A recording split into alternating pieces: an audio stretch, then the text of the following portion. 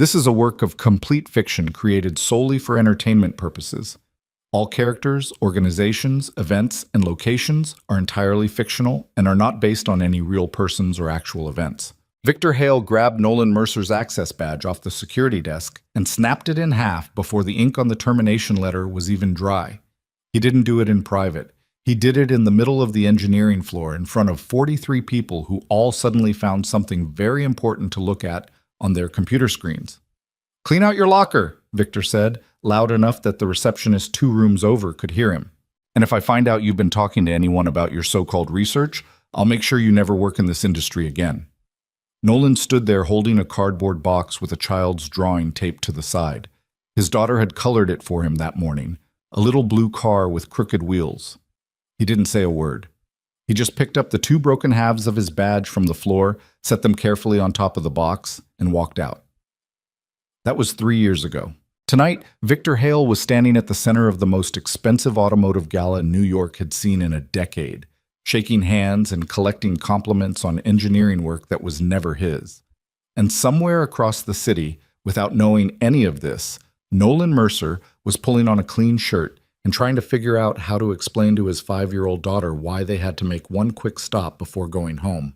If this story moves something in you, if you've ever been overlooked, pushed aside, or had something taken that was rightfully yours, I invite you to stay until the very end. Hit the like button and drop a comment telling me what city you're watching from.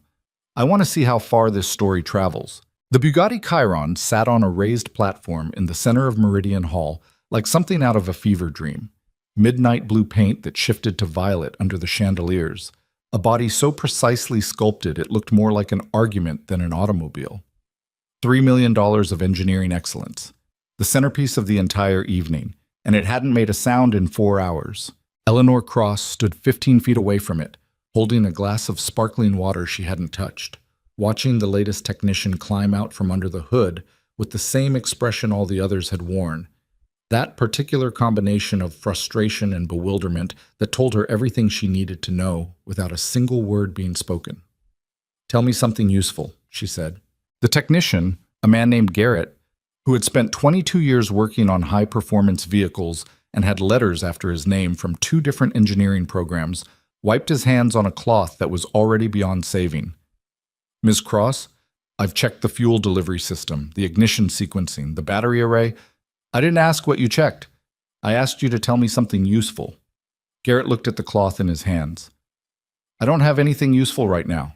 Eleanor nodded once, slowly, the way people do when they've already accepted something terrible and are just waiting for everyone else to catch up.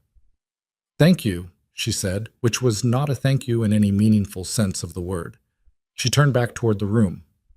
Meridian Hall had been rented for the evening at a cost that made Eleanor's CFO physically uncomfortable. The space ran 300 feet in either direction, with ceilings high enough that the upper portions existed in their own climate. They had flown in the Chiron from Geneva. They had commissioned a lighting installation specifically designed to make the car look like it was already moving. They had catered the event for 400 guests, automotive industry executives, international investors, journalists from 12 countries, and partners from the Hiroshi Group, whose signature on a joint venture agreement would represent the single largest deal in Cross Automotive's 30-year history. The signing was supposed to happen at 8 o'clock. It was now 11:47. The Chiron was Cross Automotive's answer to a very simple question. If you could build anything, with no restrictions and no compromises, what would it be? The car represented not just engineering, but philosophy. The company's public declaration that they were not merely competitive in the luxury performance market, they were defining it. The Hiroshi Group had flown 4 representatives from Tokyo specifically because of this car. Kenji Hiroshi, the group's 64-year-old president, had said in his pre-event correspondence that he wanted to hear the engine himself before any papers were signed. "A company that cannot make its own car run," he had written, in that precise, polite way of his that made every sentence feel like a judgment, "is a company still uncertain of its own identity." Kenji was currently seated at a private table near the east wall, drinking tea that had gone cold an hour ago, watching the proceedings with an expression Eleanor couldn't read and didn't want to try. 20 engineers had looked at that car tonight. 20. She'd called in specialists from 3 different firms, pulled two of her own senior technical staff away from a product launch in Chicago, and at one point had a video call running simultaneously with an engineering consultant in Stuttgart while a fuel systems expert from Dallas knelt under the car's front end. Every one of them had walked away with some variation of the same answer. "I've never seen anything quite like this before," which was not, Eleanor had discovered, as reassuring a sentence as it sounded. She moved through the crowd with practiced ease, exchanging words with people she needed to keep calm, redirecting questions she didn't want to answer directly, doing the 1,000 small invisible things that kept a sinking situation from becoming a public disaster. She had been doing this for 11 years as CEO. The careful management of appearances, the art of making controlled chaos look like considered patience. "The technical team is making excellent progress," she told a journalist from AutoWeek who had cornered her near the bar. "Can I quote that?" "You can quote me saying that this evening has given us a remarkable opportunity to demonstrate the depth of our technical resources." The journalist wrote something down. Eleanor was already moving. Her COO, Dennis Park, appeared at her elbow with the specific kind of urgency that people develop when they've been trying to get someone's attention for a while and have given up on subtlety. "The Hiroshi team is asking about rescheduling." "Not tonight." "Eleanor." "Not tonight." She kept walking. "Where's Victor?" Dennis hesitated just slightly. A half-beat pause, she noticed, and filed away. "Last I saw him, he was near the East Corridor." "Find him and tell him I want a real explanation, not a press release version. Tell him I want to know what he actually thinks is wrong with that car." "He's already given his assessment to the technical team." His assessment to the technical team was 4 words: anomalous ignition system behavior. "That's not an assessment, Dennis. That's a synonym for I don't know." Dennis went. Eleanor stopped near a pillar and allowed herself exactly 3 seconds to stand still and think. The Hiroshi deal wasn't just money, though the money was significant enough to alter the company's trajectory for the next decade.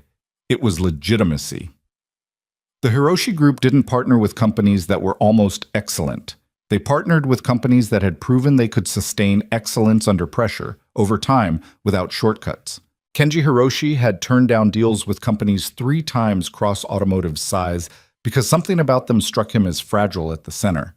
Eleanor had spent 2 years convincing him that Cross Automotive was different, and now she was standing in a rented ballroom watching her company's most important engineering achievement sit silent on a platform, while the room around her slowly divided into 2 camps, people who were embarrassed for her and people who were delighted.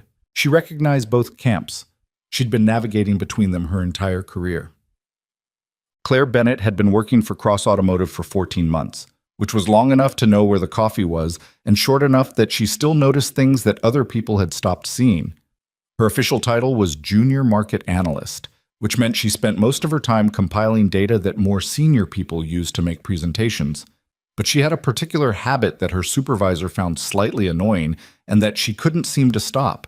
She wrote things down, not officially, not in reports, just in a small notebook she kept in her jacket pocket. The kind with a dark green cover that looked like it cost $3, and probably did. When she saw something that didn't fit the pattern of everything else she was seeing, she wrote it down.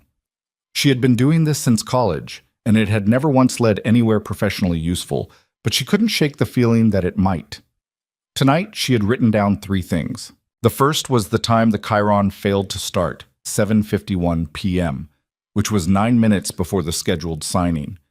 Close enough to be suspicious if you were the suspicious type, which Claire increasingly was. The second was something she'd noticed during the 3rd round of technical consultations, when a diagnostic specialist from a firm called Vantage Engineering had pulled up the car's onboard system readings on a tablet and spent a long time looking at a specific graph before very quietly closing the application and not mentioning it again. Claire had been standing at an angle where she could see the screen. The graph showed fuel pressure data. There was a pattern in the fluctuations, subtle, rhythmic, like a signature, that didn't match anything she recognized from Cross Automotive's published technical specifications. She couldn't have said exactly why it bothered her. She just knew it did. The third thing she'd written down was a name she'd overheard, spoken quietly between 2 senior engineers who didn't know she was close enough to hear. Mercer's system. She didn't know what that meant yet, but she'd written it down. Dantan Sesam. Victor Hale was 51 years old, with a face that had once been handsome in a sharp-featured way and had since become something harder to describe. Too controlled, too aware of itself, like a face that had learned to perform rather than express. He wore his position the way some men wore expensive watches, not because they needed to tell time, but because they needed other people to know they could afford not to. He was standing near the East Corridor, exactly where Dennis would find him, and tell him Eleanor wanted to speak to him, which he already knew she would want because he had been watching her move through the room for the past hour and could read the exact angle of her shoulders that meant she was approaching the end of her patience. His phone buzzed. He looked at it. A text from the parking coordination team. Contract mechanic checked in at service entrance. N. Mercer. Here for invoice pickup. Should we send him in? Victor's hand tightened on the phone so fast and so hard that the screen briefly flickered. He typed back, "Tell him to wait outside. I'll handle it." He put the phone in his pocket. He straightened his jacket. He walked toward Eleanor.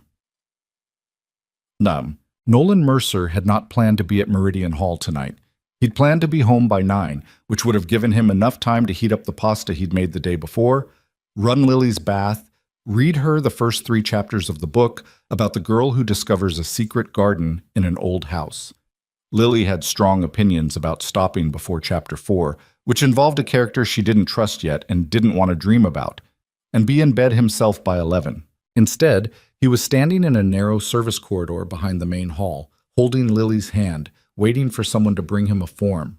It wasn't complicated. Cross Automotive contracted independent mechanical consultants for specialized work, and 3 weeks ago Nolan had done a pre-event inspection on several of the vehicles being prepared for tonight.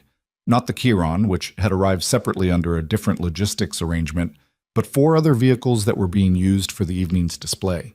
He'd submitted his invoice. There had been some administrative confusion about which department it needed to go through. He'd been told tonight, during the gala, would actually be the fastest way to resolve it because the relevant coordinator would be on site. So here he was. The service corridor smelled like cleaning solution and distant catering. A pipe somewhere above them made a sound like it was reconsidering its life choices. Lily was wearing her yellow rain boots, which she had insisted on despite the fact that it wasn't raining and hadn't rained in 4 days because she had decided that yellow was her color for the week and she wanted to be consistent about it. She was holding a small toy car in her free hand, a little blue thing with a tiny spoiler on the back that she'd gotten in a birthday party favor bag 2 months ago and had not put down since. "Is this where they keep the fancy cars?" she asked. "The fancy cars are in the main room. Can we see them? We're picking up some paperwork and going home. But can we see them after?" Nolan crouched down to her level. She was 5 years old with his exact same eyes and her mother's exact same stubborn set to her chin, and she had a way of asking questions that made them sound like the most reasonable things anyone had ever proposed. "Maybe one quick look," he said. "If we're fast." She considered this with the gravity that 5-year-olds bring to negotiations.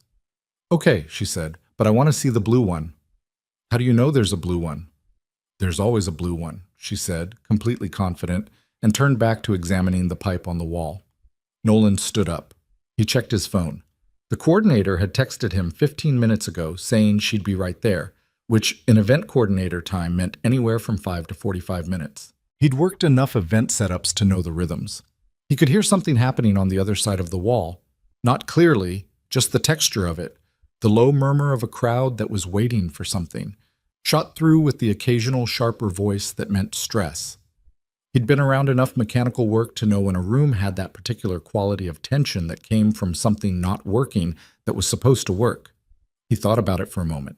Then he stopped thinking about it, because it wasn't his problem, and he had pasta waiting at home.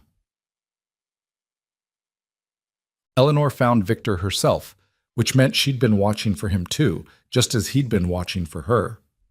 "I want the real version," she said without preamble. "I've shared everything with the technical team." "Victor." Her voice was quiet, which was more alarming than if she'd raised it. "We've known each other for 9 years.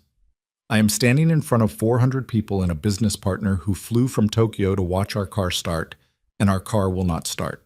The technical team has given me 11 different theories, none of which have led to a solution. I need you to tell me what you actually think is wrong." Victor's expression didn't change, which was its own kind of answer. He had the particular stillness of someone who'd had years of practice keeping things from showing on his face. My genuine assessment is that we're dealing with an anomaly in the fuel sequencing system that our current diagnostic tools aren't fully equipped to. You built this car, Eleanor said. You've told that story at 6 investor presentations in the past 2 years. You stood at that podium in Geneva and walked through every component of this drivetrain from memory. So tell me, as the man who built it, what is wrong with it? Something moved across Victor's face. Fast, barely there, gone before she could name it.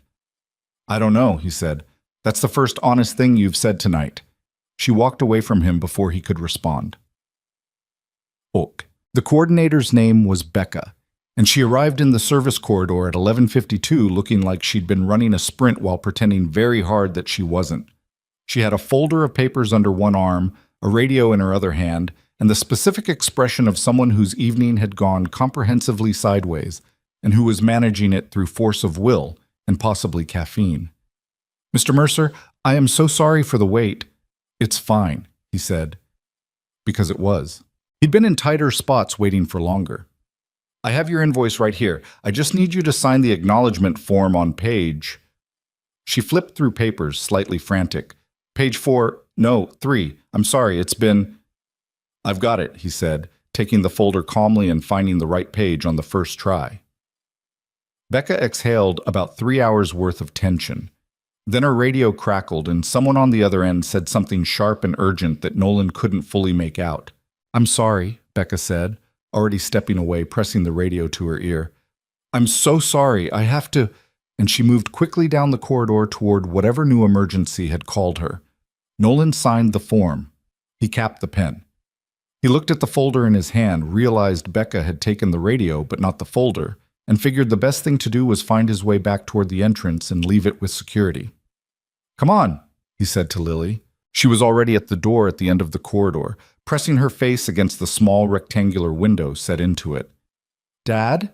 She said, her voice going very quiet in the way it did when she saw something that struck her as genuinely beautiful. There is a blue one. He came to stand behind her, through the window, across a stretch of back-of-house staging area, through another set of partially open double doors. He could see the edge of the main hall, and on the raised platform at the center of it, lit by angled lights that turned its midnight blue body to something almost liquid, sat the Bugatti Chiron. Something happened in the back of his mind. It wasn't dramatic. It wasn't a flash of insight or a sudden revelation. It was more like the feeling of a word sitting just at the edge of memory. You know it's there, you can feel the shape of it, and then suddenly it arrives. He stood very still. Dad? 1 second, he said. He was looking at the car. Not at the whole car, at a specific part of it, the angle at which he could see the rear quarter panel through the double doors, and the tiny detail that he couldn't quite make out, but that his brain was insisting on trying to see, because something about the proportion of it was wrong. Not dramatically wrong, just slightly, subtly wrong in a way that you'd only notice if you'd spent a significant amount of time thinking about a very specific problem. He told himself it was nothing. He told himself it was someone else's problem. He told himself he had pasta at home, and Lily had school in the morning, and he had a form to drop off at the security desk. He picked up Lily, settled her on his hip, and went to find the security desk. He had almost made it. The security desk was near the main service entrance, and to get there from the corridor, you had to pass through a staging area that ran along the back of the main hall. The staging area had its own partial view of the ballroom through a series of high windows, and as Nolan walked through it, he passed close enough to the hall that he could see more of the car. He stopped. He couldn't help it. He just stopped. Lily felt him stop and looked up at his face. She'd spent 5 years learning to read him, and she was better at it than most adults who'd known him for decades. She didn't say anything. She just waited. He was looking at the Chiron. He could see now what he hadn't been able to see through the corridor window. The full rear section, the geometry of the exhaust system in relation to the fuel intake housing, and a specific configuration detail that he recognized with the kind of clarity that comes not from looking, but from having thought about something for so long that you can see it with your eyes closed. He set Lily down. Stay right here, he said. Right here, don't move. Okay, she said. She could tell from his voice that this was a different kind of serious. He pressed through the staging area door and found himself on the edge of the main hall, close enough that the light and sound of 400 people hit him all at once. He wasn't dressed for it. A clean button-down, dark jeans, work boots he'd polished out of habit, but that still looked like work boots. He stood at the margin of the room, looking at the car. 20 feet away, a woman in an impeccably tailored dark suit was standing with her back to him, speaking quietly with a man who had the posture of someone bracing for impact. Nolan had no idea who she was. He had a very good idea what was wrong with the car. He told himself one more time to leave. He was still telling himself this when a security officer appeared at his elbow. Young, broad-shouldered, already pivoting to redirect him back the way he'd come. "Sir, this area is restricted to—" "I know," Nolan said. "I'm leaving." And he would have. He really would have. But at that exact moment, the man the woman had been speaking with, polished, controlled, 50-something, turned slightly, and across the width of the room his eyes found Nolan Mercer. The color left his face. Not gradually. All at once, like a light turned off. Victor Hale looked at Nolan Mercer the way a man looks at something he buried 3 years ago and is watching walk toward him out of the dark. Eleanor Cross noticed. She noticed because she had spent 11 years learning to notice the things people tried not to show. And what Victor was showing right now was not just surprise. It was the specific terror of someone whose secret has a face, and the face has just walked into the room. She turned to look at what Victor was looking at. She saw a man in work boots standing at the edge of the hall, holding a manila folder with a security officer's hand on his arm. Average height. Slightly tired around the eyes, in the way that people who work with their hands and raise children alone tend to look tired. Not dramatically, not pitiably, just honestly. He wasn't looking at her. He was looking at the car. More specifically, he was looking at a particular part of the car. The security officer said something to him, and he nodded and he started to turn away. "Wait," Eleanor said. The security officer turned. Nolan turned. The woman in the dark suit was looking directly at him. "What do you see?" she asked. The room, by some accident of timing and acoustics, went quiet around them. Nolan looked at her. He looked at the car. He looked back at her. "That's a long conversation," he said. "I have time," Eleanor said. And somewhere near the east wall, Victor Hale stood completely still. And for the first time in years, he was not calculating. He was just afraid. Nolan set the manila folder on a nearby table.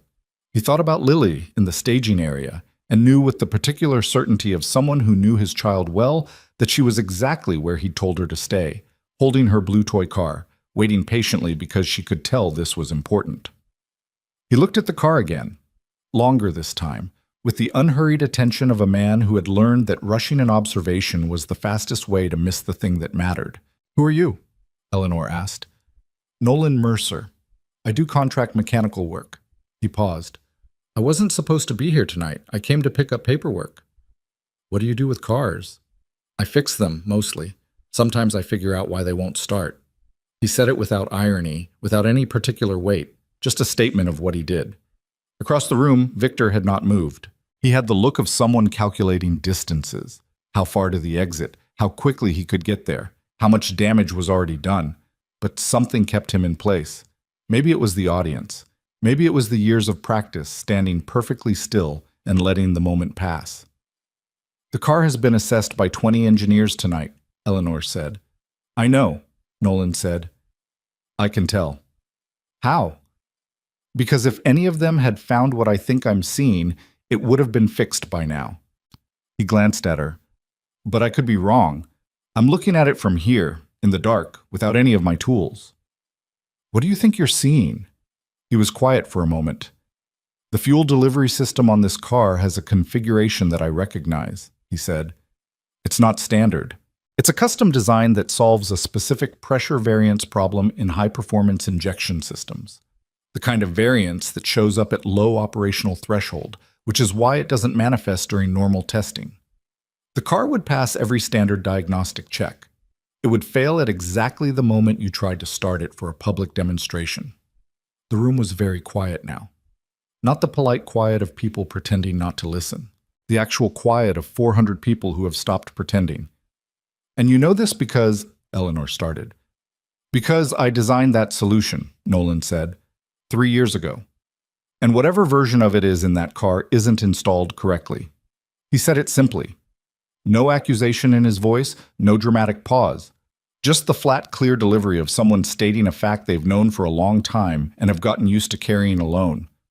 Victor Hale finally moved.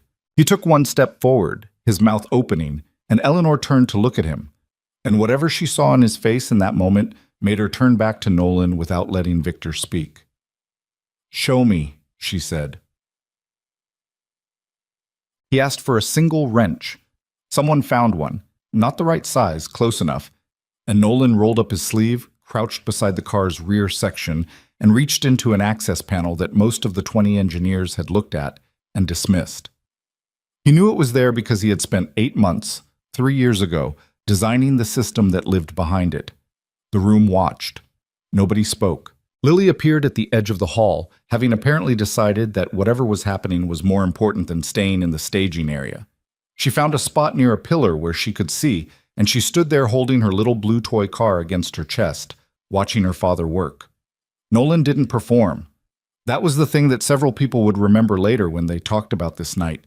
There was no showmanship, no narration, no "look what I'm doing here" moment. He just worked.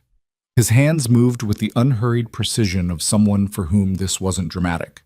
It was just mechanical, just true. He found the component he was looking for, made one adjustment, then a second. Small things, precise things. He stood up. He looked at Eleanor. "Try it," he said. She walked to the driver's side of the Chiron. She pressed the start button. The engine caught immediately. Not tentatively, not in stages, but all at once. A sound that filled Meridian Hall from floor to ceiling, a low operatic thunder that vibrated in the chest and stilled every remaining conversation in the room. 400 people exhaled. And in the space that followed, in the ringing, relieved aftermath of that sound, Claire Bennett opened the green notebook she always kept in her jacket pocket and wrote down 2 words.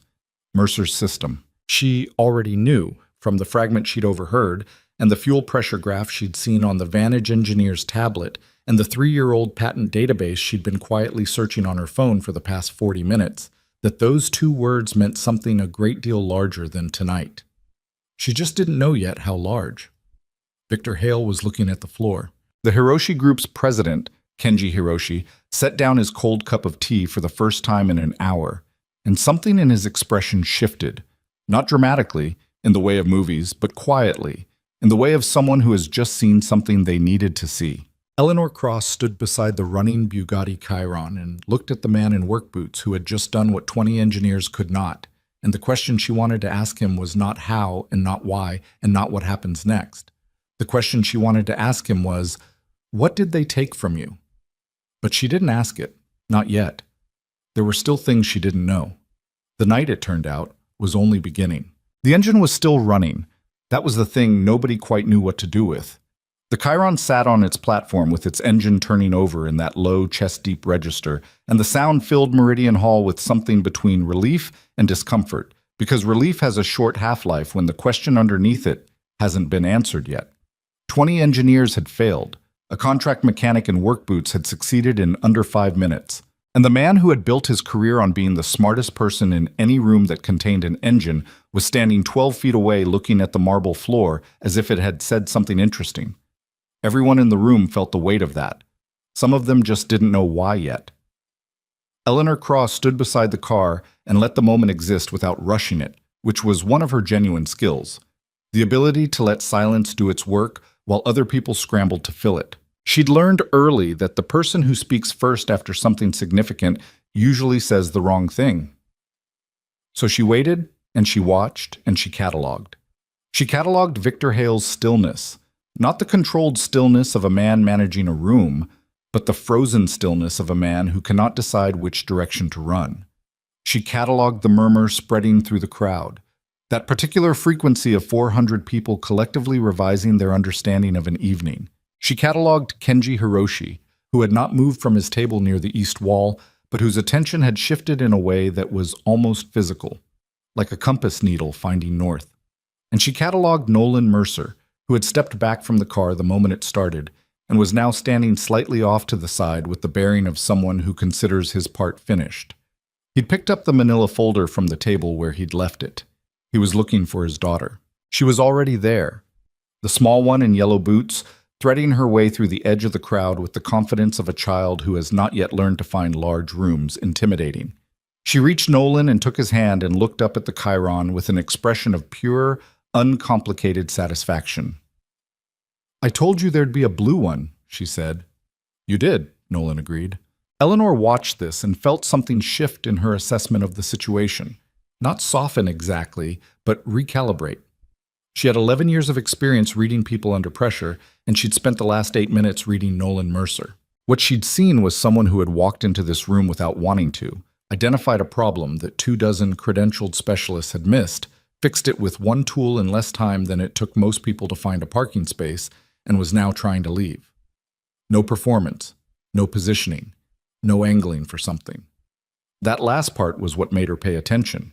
In her experience, people who showed up and solved a dramatic problem at a corporate event always wanted something. Sometimes it was money, sometimes it was visibility. Sometimes they wanted to be asked to stay, or to be thanked publicly, or to be given a card by the right person. Wanting things wasn't a character flaw. Eleanor wanted things constantly, aggressively, and with considerable strategic planning. But Nolan Mercer looked like a man trying to find the service entrance. And the contrast between that and what he'd just done was the kind of gap that meant something. She crossed the room toward him. He saw her coming and didn't rearrange himself, didn't straighten up or put on a different expression. He just waited, with his daughter's hand in his and his manila folder under his arm, like a man at a bus stop. "I'd like to talk to you," she said. "I figured," he said. He looked down at Lily. "This is my daughter. I don't have anyone to—" "She's welcome," Eleanor said, without hesitation. She crouched briefly to Lily's level. "Is that a Bugatti?" she asked, nodding at the small blue toy. Lily considered the question seriously. "It's just a car," she said, "but it's the right color." Eleanor almost smiled. Almost. She straightened up and looked at Nolan. "There's a private room off the east corridor, 5 minutes. I have to drop off this folder at security first. I'll have someone take it." He held her gaze for a second, not challenging her, just making sure he'd been heard on his own terms. Then he handed over the folder. Oops. The private room was small and lit too brightly, the kind of auxiliary conference space that gets used for catering staff briefings and coordinator phone calls and never gets the lighting adjusted because nobody's ever in it long enough to complain. There was a round table, 4 chairs, and a tray of water glasses someone had left from an earlier meeting. Eleanor sat across from Nolan. Lily climbed into the chair beside him and placed her blue car precisely in the center of the table. Dennis Park appeared in the doorway. Eleanor shook her head once, and he withdrew. "You said you designed that system," Eleanor said. "The fuel delivery configuration." "I did." "When?" 3 years ago, roughly. I was contracted by Cross Automotive's Advanced Development Division at the time. He said it without particular emphasis. Just the facts of it, arranged in order. "I spent about 8 months working on a pressure variance problem in high-performance fuel injection, the kind that doesn't show up in standard test conditions. The solution required a custom sequencing configuration. It's not complicated once you understand what the variance is actually doing, but it took a while to understand what it was doing.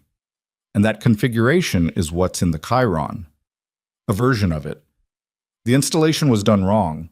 The calibration offset on the primary regulator was set about 4 degrees off from where it needed to be. Under normal conditions, the car would run fine. Under the specific thermal load conditions of this room, with the engine sitting in idle prep for as long as it had, the offset would cause the fuel pressure to drop below ignition threshold. It wouldn't throw an obvious error code because the system technically wasn't malfunctioning, it was just miscalibrated. Eleanor was quiet for a moment. "How long did it take you to see that?" "Standing at the back of the room, maybe 2 minutes. He paused. "I'd spent 8 months thinking about that exact problem. It's hard to unsee something you spent that long looking at." She looked at him steadily. "Why was your contract terminated?" Something changed in his face. A small, controlled adjustment.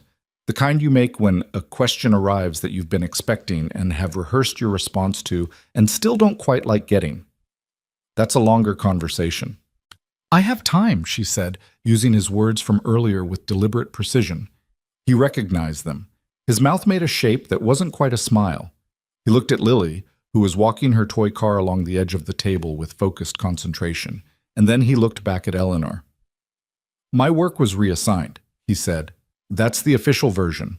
I was told the project was being restructured under direct engineering leadership and that my contract didn't fit the new reporting structure.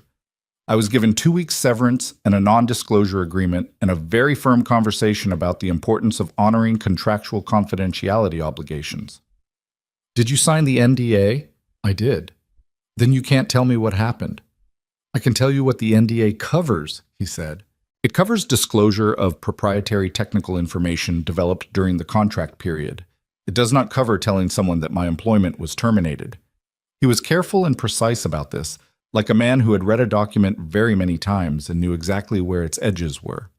I can also tell you that 3 months after I was let go, a paper was published in an industry engineering journal under the name of Cross Automotive's Director of Advanced Engineering. The paper described a novel approach to pressure variance management in high-performance fuel delivery systems. He paused. I'd submitted an internal technical report with essentially the same content 7 months earlier. Eleanor said nothing. The paper had a different author, Nolan said. Different name on the methodology, different framing, different words. But the core of it, the actual insight, the specific approach, was the same. The room was very quiet. Lily's toy car made a small sound against the table. Victor Hale published that paper, Eleanor said. It wasn't a question. Nolan looked at her. He didn't confirm it, and he didn't deny it. He just held her gaze, and in the space between them something was communicated that didn't require words. Eleanor sat with that for a moment. Then she asked, "Why did you fix the car?" The question landed differently than the others. He'd been composed and precise for the last several minutes, and this question made him pause in a way the others hadn't. The calibration was wrong, he said, finally. Someone was going to get embarrassed in front of a lot of people because of a fixable problem. I didn't think about it that much. He glanced at Lily again.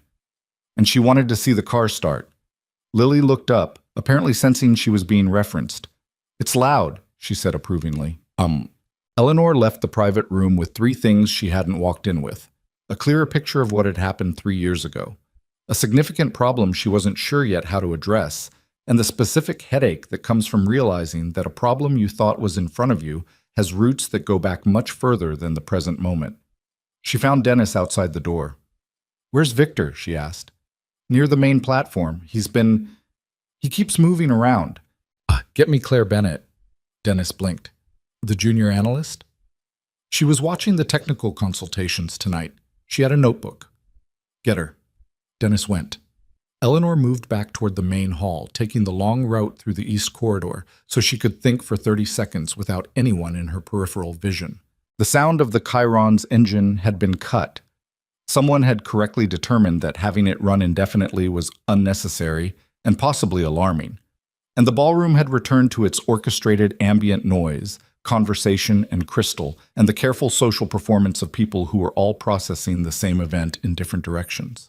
She needed the Hiroshi signing to happen tonight. That was still true. The window for it was narrow. Kenji Hiroshi was a man of scheduled intentions, and she knew from 2 years of working toward this deal that his patience was genuine but not unlimited. What had happened with the car had helped, in the sense that it had demonstrated something. She just wasn't sure yet what it had demonstrated or whether it was the right thing for the moment. Victor met her in the corridor. She hadn't expected him there. He'd positioned himself, she could see it immediately, so that their encounter would look casual to anyone watching from the hall. A brief side conversation, colleagues touching base. He'd done the calculation of the situation and arrived at intercept. "Eleanor?" His voice was managed, smooth, the version of himself he deployed when the stakes were highest. "I want to be clear about what happened tonight. Victor, I want you to be clear about something else first," she said. "Don't manage me right now. I'm not one of your investors, and I'm not a journalist, and I'm not someone you can run the professional version on tonight. Just talk to me like someone who might actually understand what I'm asking." A long silence. "Mercer's methodology was developed during a contracted engagement," Victor said, and now his voice was more careful, slower. Contracted work product belongs to the company. That's standard practice. It's contractually established, and there's nothing irregular about putting your name on it, about incorporating it into broader engineering frameworks under authorized leadership, which is what happened. Is it? His contract was legitimate. The work he produced was legitimate. The decisions about how that work was attributed and disseminated were made by the leadership team, which I was part of, under standard corporate protocol. He had an answer for everything. That was the thing about Victor. He'd never gotten this far without being smart, and he was smart enough to have prepared for this conversation a long time ago. He'd probably rehearsed versions of it many times, lying awake in the specific small hours of the morning when things you've buried tend to resurface. A man came into this room tonight, Eleanor said, with his 5-year-old daughter, to pick up paperwork, and he fixed a problem in 5 minutes that we couldn't fix in 4 hours. And the reason he could fix it is that the problem originated from his own work being implemented incorrectly by people who didn't fully understand what they were implementing because they hadn't done the foundational thinking. Victor said nothing. That's the story of what happened tonight, Eleanor said. And I need to understand whether it's also the story of what happened 3 years ago, because if it is, then we have a problem that is significantly larger than the ignition sequence on a car. Be careful, Victor said, and there was something under his voice now, something harder. A man makes a claim, no documentation, no formal process, and you're ready to— I didn't say I was ready for anything. I said I needed to understand. She looked at him. Where's his internal technical report? I don't know what the report he submitted, 7 months before you published. Internal documentation of his methodology. Where is it? Victor's jaw tightened in a way that was barely visible. Internal documents are archived according to standard retention. Find it, she said. She walked past him into the hall. Claire Bennett had been in the ballroom the whole time, which meant she'd seen everything. Nolan's arrival, the engine starting, the way Victor's face had gone white and then rapidly reassembled itself. She had her notebook in her pocket and her phone in her hand, and she was sitting at the far end of the bar on a stool that gave her sightlines to most of the room, doing research that was technically outside the scope of her job description and that she was going to do anyway. The patent database she'd been searching was public access. Anyone could use it. She'd found what she was looking for 20 minutes ago and had spent the subsequent time reading it very carefully and then reading it again, making sure she understood what she was looking at. When Dennis Park arrived and told her Eleanor Cross wanted to speak with her, she already had 3 documents pulled up on her phone, a page of notes in her green notebook, and the particular focused energy of someone who has found the thread they've been looking for and is following it as fast as they can. She followed Dennis through the hall, past the platform where the Chiron sat silent again, past clusters of guests whose conversations had the quality of people comparing versions of a story they'd all witnessed differently, and into a small corridor off the main space that Eleanor Cross was standing in, alone, arms crossed, in the posture of someone who has been thinking hard and needs information. You had a notebook tonight, Eleanor said, during the technical consultations. Claire resisted the impulse to apologize for it, which was her usual instinct. Yes. What did you write down? 3 things. She opened the notebook to the right page. The exact time the car failed to start. A fuel pressure data pattern I saw on a diagnostic tablet that didn't match the published specs. And a name I overheard 2 of your senior engineers say, Mercer's system. Eleanor was very still. When did you hear that? During the second round of consultations, about 2 hours ago. 2 of the engineers were standing near the east side of the platform. I think they thought I was far enough away not to hear. One of them said, "This looks like Mercer's system," and the other one said, "Don't say that out loud," and then they moved away. Which engineers? I don't know their names. One of them had a visitor badge from Vantage Engineering. Eleanor processed this. What else did you find? On my own, or whatever you found? Claire took a breath and opened her phone. There's a patent application filed by a Nolan R. Mercer, dated 38 months ago. The application describes a pressure variance management system for high-performance fuel delivery, specific to high-load performance engines. The application was filed but never approved because approximately 6 months after it was filed, a prior art challenge was submitted by Cross Automotive's legal department. She paused. The challenge argued that the methodology described in Mercer's patent was substantially similar to proprietary development work already underway within Cross Automotive's engineering division. Eleanor said nothing, but something in her expression moved. The patent was denied on those grounds, Claire continued. 8 months later, Victor Hale published a paper in the Precision Engineering Journal describing the same methodology. The paper was cited in 2 subsequent cross-automotive patent applications, both of which were approved. She put her phone down. "I'm a junior analyst," she said. "This is none of my business, and I found all of it in publicly accessible records in about 40 minutes, which means anybody who wanted to find it could." She hesitated. "I think someone should know it exists." Eleanor looked at her for a long moment. "How long have you been with the company?" 14 months. "Before tonight, had you ever spoken to me directly?" "Once. At the Q3 briefing, I asked a question about the European market projections, and you said it was a good question and then gave an answer I didn't fully agree with." "What did you disagree with?" "The assumption that premium market softening in Europe would bottom out by Q2. I thought it would run longer based on consumer sentiment data. But I was a junior analyst at my 3rd corporate event, and it didn't feel like the right moment." "Were you right?" Claire hesitated. "It ran until Q3. Eleanor absorbed this, and then she did something unexpected. She laughed. Not a polished laugh, not a performative one. A short, genuine sound that surprised both of them. "All right," she said. "I want you to document everything you just told me. Not in your personal notebook, in a formal memo, time-stamped, sent to my direct email address. Tonight." "I can do that." "Don't send copies anywhere else. Don't discuss it with anyone else yet." "Understood." "And Claire," Eleanor said as Claire was turning to go, "the question you didn't ask at the Q3 briefing?" "Yes?" "Ask it next time." Victor Hale spent the next 40 minutes doing something he hadn't done in years. He made a mistake. Not a dramatic one. Not something visible to the room. But he reached for his phone in the east corridor, scrolled to a number he'd used before for quiet situations that needed quiet management, and sent a text that said, "Need to clean up the Mercer file.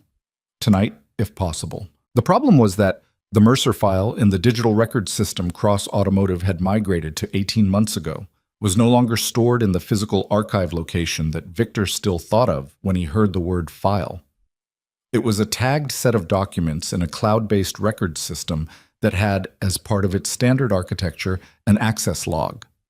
Victor didn't know that the access log existed. He also didn't know that the IT administrator who managed the system had been flagging unusual after-hours document requests for the past 6 months as part of a routine security audit, and that a request to modify or delete a file tagged with a specific employee ID number would automatically trigger a notification to the company's legal compliance officer. He didn't know any of this because he had a habit, which had served him well for many years, of assuming that the administrative systems around him operated according to his mental model of them and not according to their own actual logic.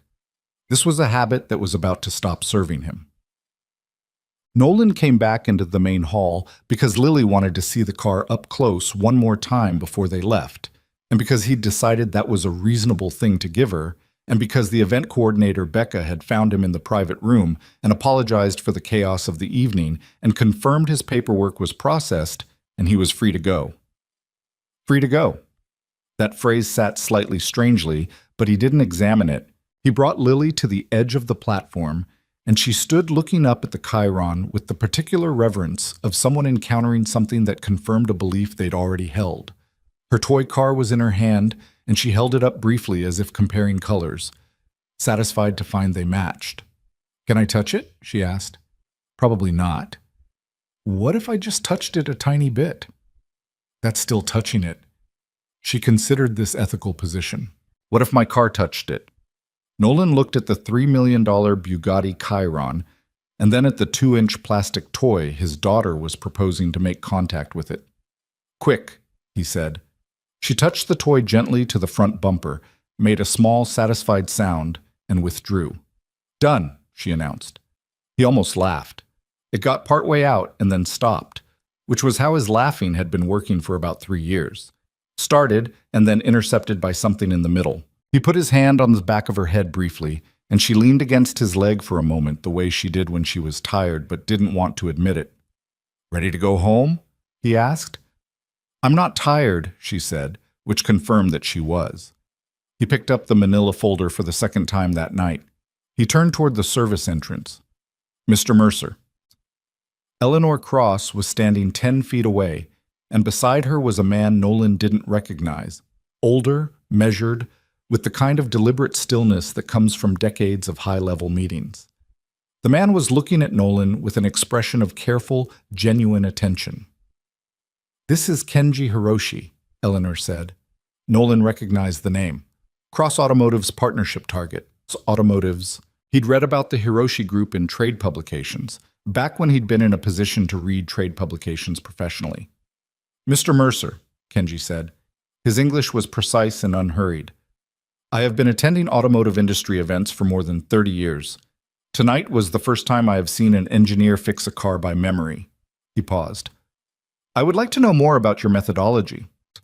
Nolan looked at this man, and then at Eleanor, and then at Lily, who had turned around and was assessing Kenji with the frank appraisal of a 5-year-old encountering a stranger. "I'm not really in a position to discuss proprietary," Nolan started. "I'm not asking about proprietary anything," Kenji said. "I'm asking about the thinking, the approach. A man who can look at a problem from across the room and understand it. That is not a technique. That is a particular kind of intelligence." "Boo?" He looked at Eleanor briefly. "Ms. Cross told me you came here to pick up paperwork." "I did." "And yet," Nolan held his folder. "And yet," he agreed. Lily tugged at his hand. He looked down at her. She was looking up at Kenji with a particular expression that he recognized, the expression she wore when she'd decided someone was worth talking to. She held up her toy car.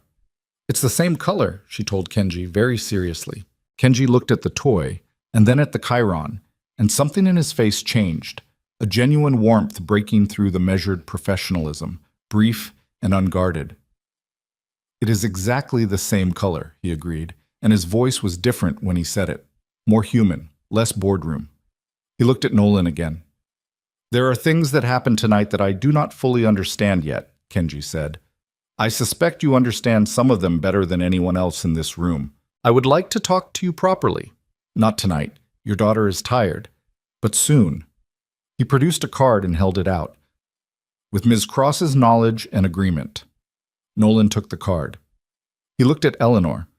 "I'd like that too," she said, "under circumstances where we can all be honest about what we're discussing." There was weight to that last sentence. Nolan felt it and understood it and chose not to pick it apart right now, in the middle of the ballroom, with Lily leaning against his leg and the engine of the car that was built from his work sitting silent on a platform nearby. "Okay," he said. "Just that. Okay." He put the card in his pocket. He took Lily's hand. He walked toward the service entrance, and this time he made it all the way out. The ballroom continued behind him. The resumed conversations, the careful repositioning of people recalibrating alliances, the Hiroshi representatives speaking quietly among themselves. Somewhere in the East Corridor, Victor Hale's phone showed a delivered message with no response, and he was beginning to understand with the specific nausea of a man who has made a miscalculation that the situation was no longer arranged the way he'd arranged it.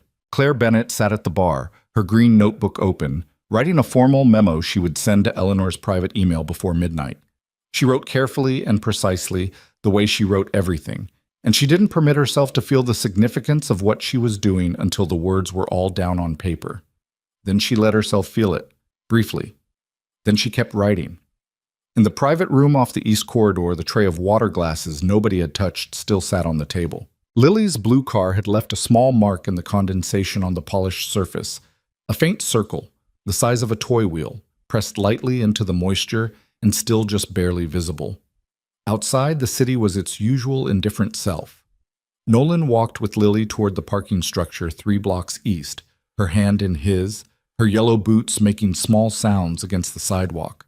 She was almost asleep on her feet, but refusing to admit it. She still had the toy car clutched against her chest. They were halfway to the garage when she said very quietly, "The car was loud." "It was. I liked it." "I know." Dad? Yeah. Why did that man look scared when he saw you? Nolan was quiet for a moment. The city moved around them, indifferent and enormous, and lit up against the dark sky in the way that cities are, relentless and bright. Some people, he said slowly, don't expect to see things they left behind show up again. Lily thought about this for half a block, then, that doesn't make sense. If you leave something, it's still there. Yeah, Nolan said. It is. She leaned against his arm as they walked, and he let her, and the two of them moved through the city together with the specific quiet of people who have had a long night and are heading somewhere they know. What Nolan didn't tell her, because she was 5 and tired and deserved to go home and sleep, was that he had known, from the moment that man across the ballroom went white, that whatever he had thought was finished 3 years ago was not finished. That walking away from a room doesn't always mean the room stops. That sometimes a single wrench in 5 minutes is enough to reopen every door you thought was locked. He knew it. He wasn't sure yet whether that was a good thing. He walked his daughter home through the cold, bright dark, and the card in his pocket felt heavier than a piece of paper had any reason to feel. The memo Claire Bennett sent to Eleanor Cross's private email at 11:58 that night was 4 pages long, single-spaced, and written with the kind of careful precision that comes from someone who understands that words committed to a timestamp become a different kind of object than words spoken in a corridor. She attached 3 documents: a screenshot of the patent database entry for Nolan R., Mercer's denied application, a PDF of Victor Hale's published paper in the Precision Engineering Journal, and a side-by-side comparison she had assembled herself in the 40 minutes between Eleanor's instruction and midnight, marking the methodological parallels between the 2 documents in yellow. She sent it. She closed her laptop. She sat in her apartment for about 10 minutes doing nothing in particular, which was unusual for her. Then she opened the laptop again and made a backup copy to her personal drive, because she was 29 years old and had grown up watching enough things disappear to know that things disappear. Eleanor read the memo at 6:43 the next morning at her kitchen counter with coffee she hadn't bothered to sit down for. She read it twice. Then she called her general counsel, a woman named Patricia Osei, who answered on the second ring despite the hour and said, "I was wondering when you'd call," in a tone that suggested she'd already been thinking about this. "You've seen it?" Eleanor asked. "Dennis forwarded me something last night. I've also been looking at our records system access log since about midnight." Patricia paused.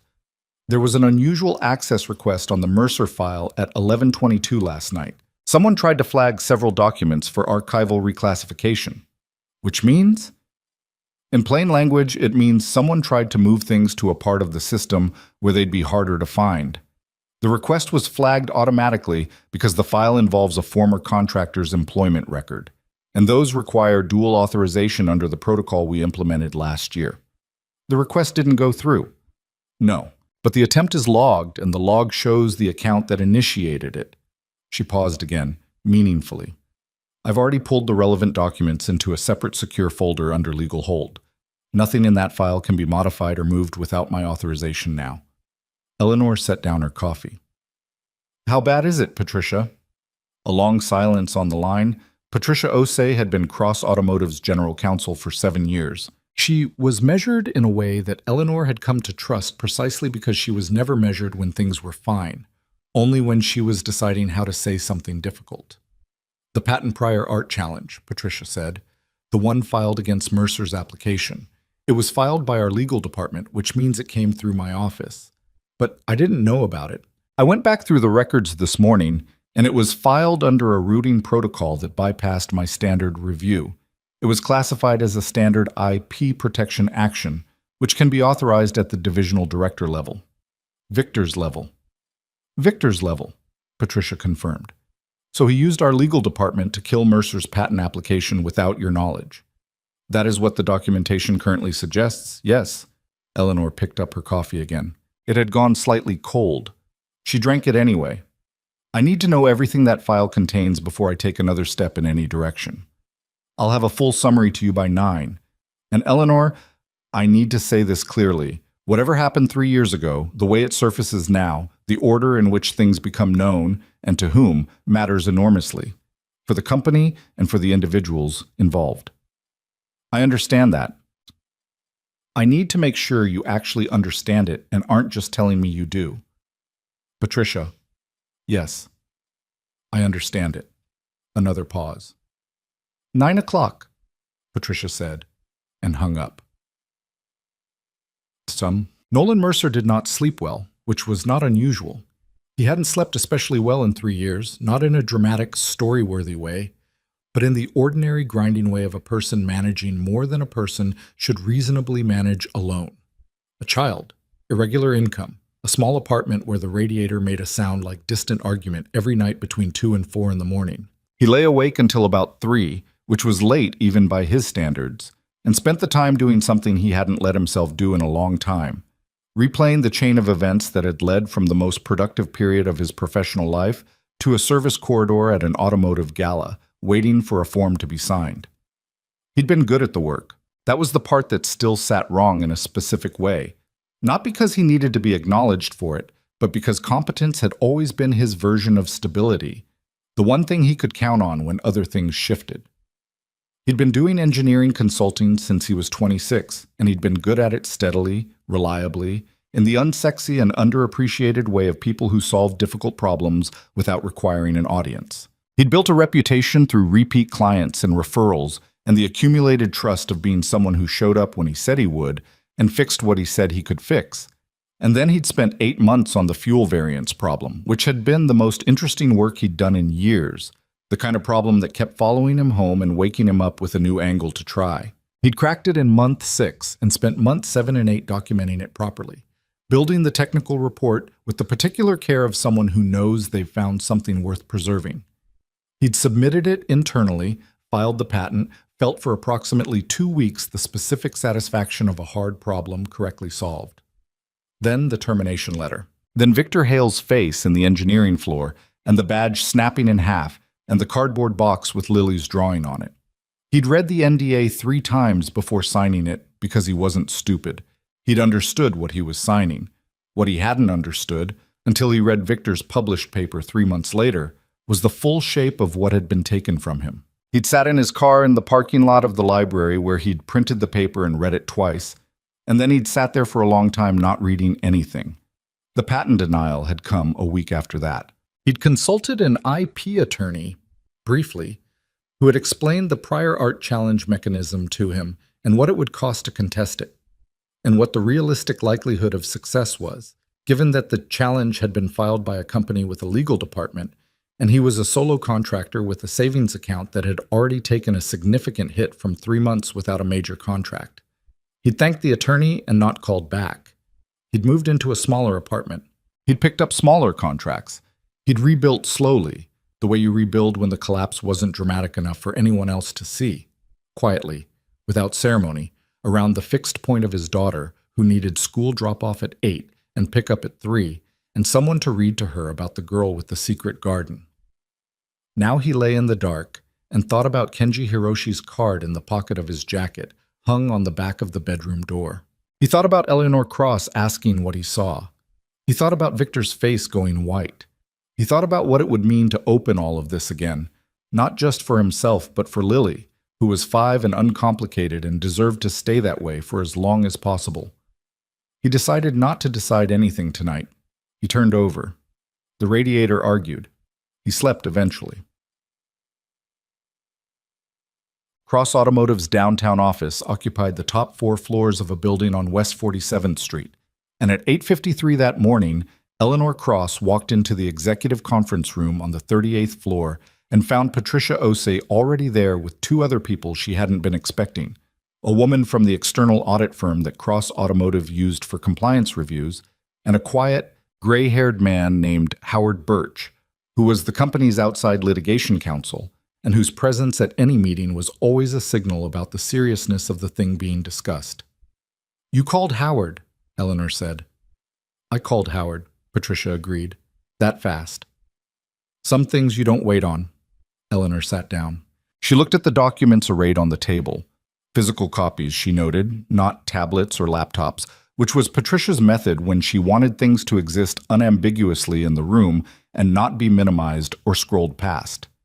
She read for 20 minutes. No one spoke.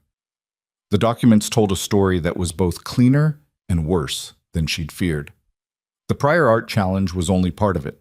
There were internal records, emails mostly, between Victor and two members of the legal department, showing a coordinated effort to reclassify Nolan's technical report in the internal system, changing its metadata from contractor-submitted IP documentation to internal research memo, which under Cross Automotive's records policy meant the authorship attribution standards that applied to contractor work no longer applied. The reclassification had happened 6 weeks before the patent challenge was filed. He set it up, Eleanor said. Not a question. He prepared the ground, Patricia said. First the reclassification, which changed the document's legal category. Then the patent challenge, which used the reclassified documents as precedent for the prior art claim. Then the publication, which built on the now claimed internal methodology. The termination was in there somewhere in the middle, structured as a contract non-renewal rather than a firing, which meant the severance was minimal and the NDA was standard. 3 years, Eleanor said. This has been sitting in our system for 3 years. The reclassification was done quietly. The people in legal who processed the patent challenge were acting on instructions they had no reason to question. They didn't have context for what they were actually filing. 2 of them are no longer with the company. 1 retired. Patricia paused. And Mercer signed the NDA, which meant there was no external pressure to look at any of this. Until last night, Howard said, speaking for the first time. He had a careful voice, unhurried. Until he walked into a room and fixed the car. Eleanor looked at the documents again. What's our exposure? Howard and Patricia exchanged a look that had the texture of a conversation they'd already had. Significant, Howard said. The patent challenge, if it can be demonstrated to have been filed in bad faith using fraudulently reclassified documents, opens substantial liability. The publication is a separate question. That's Victor's individual action, but Cross Automotive's resources supported it implicitly. He used company legal to file the challenge. Yes, which is where it gets complicated for the company rather than just for Victor personally. Howard set down his pen. I want to be clear about something, Eleanor. Whatever you decide to do, the sequence matters. If you approach Mercer through standard legal channels, with lawyers, the NDA framework becomes adversarial. If you approach him first as a person, transparently, acknowledging what the company did before he has to force you to acknowledge it. He paused. That's a different conversation. You're telling me to call him. I'm telling you that the version of this story where Cross Automotive acts with integrity before being compelled to is better for the company and almost certainly better for him than the version where it surfaces in discovery. Eleanor looked at the table for a moment. Patricia, she said, the records system access attempt last night. Already documented and preserved. And the person who made the request. It came from Victor's account. That's logged. She nodded slowly. I need an hour before I do anything else. She called Nolan from her office, not the conference room, and she dialed the number from the emergency contact field on his contractor file because she didn't have his personal number and didn't want to go through 3 layers of administration to get it. She half expected it to go to voicemail. He answered on the 3rd ring. Mercer. It's Eleanor Cross, so a brief pause. Ms. Cross. I'd like you to come in today, to the office. Not an event, not a ballroom, Saska, my actual office. There are things I need to say to you that should be said properly. Another pause, longer. She could hear, faintly, what sounded like a child's television program in the background. Then a door closing, and the sound disappeared. My daughter's home today, he said. Her preschool has a maintenance day. Bring her. You don't have to. I know I don't have to, Eleanor said. Bring her. He thought about it for longer than most people would have felt comfortable with, long enough that she understood he was actually weighing it rather than performing deliberation. 2 o'clock, he said. I need to feed her lunch first. 2 o'clock, she agreed. She hung up and sat for a moment with her hand still on the phone. Then she opened her email and sent a single message to Dennis Park. Victor is not to access the building after 12. Arrange security protocol quietly. She hesitated before sending. Then she sent it. Victor arrived at the office at 9:40 and knew within 30 seconds of walking through the executive floor that something was different. He'd spent 20 years in corporate environments and had developed, the way people in his position do, an almost physical sensitivity to the atmospheric pressure of an office. The difference between normal tension and targeted tension, between a busy morning and a morning in which people knew something he didn't. He knew it before he reached his office. He knew it from the way Marcus at the front desk answered his greeting with a fraction of a second too much delay. He knew it from the absence of the morning briefing summary that was always on his desk by 9:30. He knew it from the fact that Patricia Osei's office door, which was always open during working hours, was closed. He sat at his desk and opened his computer and went to the records system, navigating to the folder he'd tried to reach the night before. Access denied. He stared at this for a moment. Then he closed the screen and looked out his window at the city, 38 floors below, people moving on the sidewalks in the ordinary rhythm of a Thursday morning, entirely unconcerned with the particular quality of this moment. He picked up his phone. He called his personal attorney. "I may need you," he said when she answered. "For what?" "I don't know exactly yet, but I need you available today." He hung up. He looked at the closed door of his office. He thought about all the calculations he'd made, all the structures he'd built, all the careful distance he'd maintained between himself and what he'd done. He thought about the specific nature of last night's failure.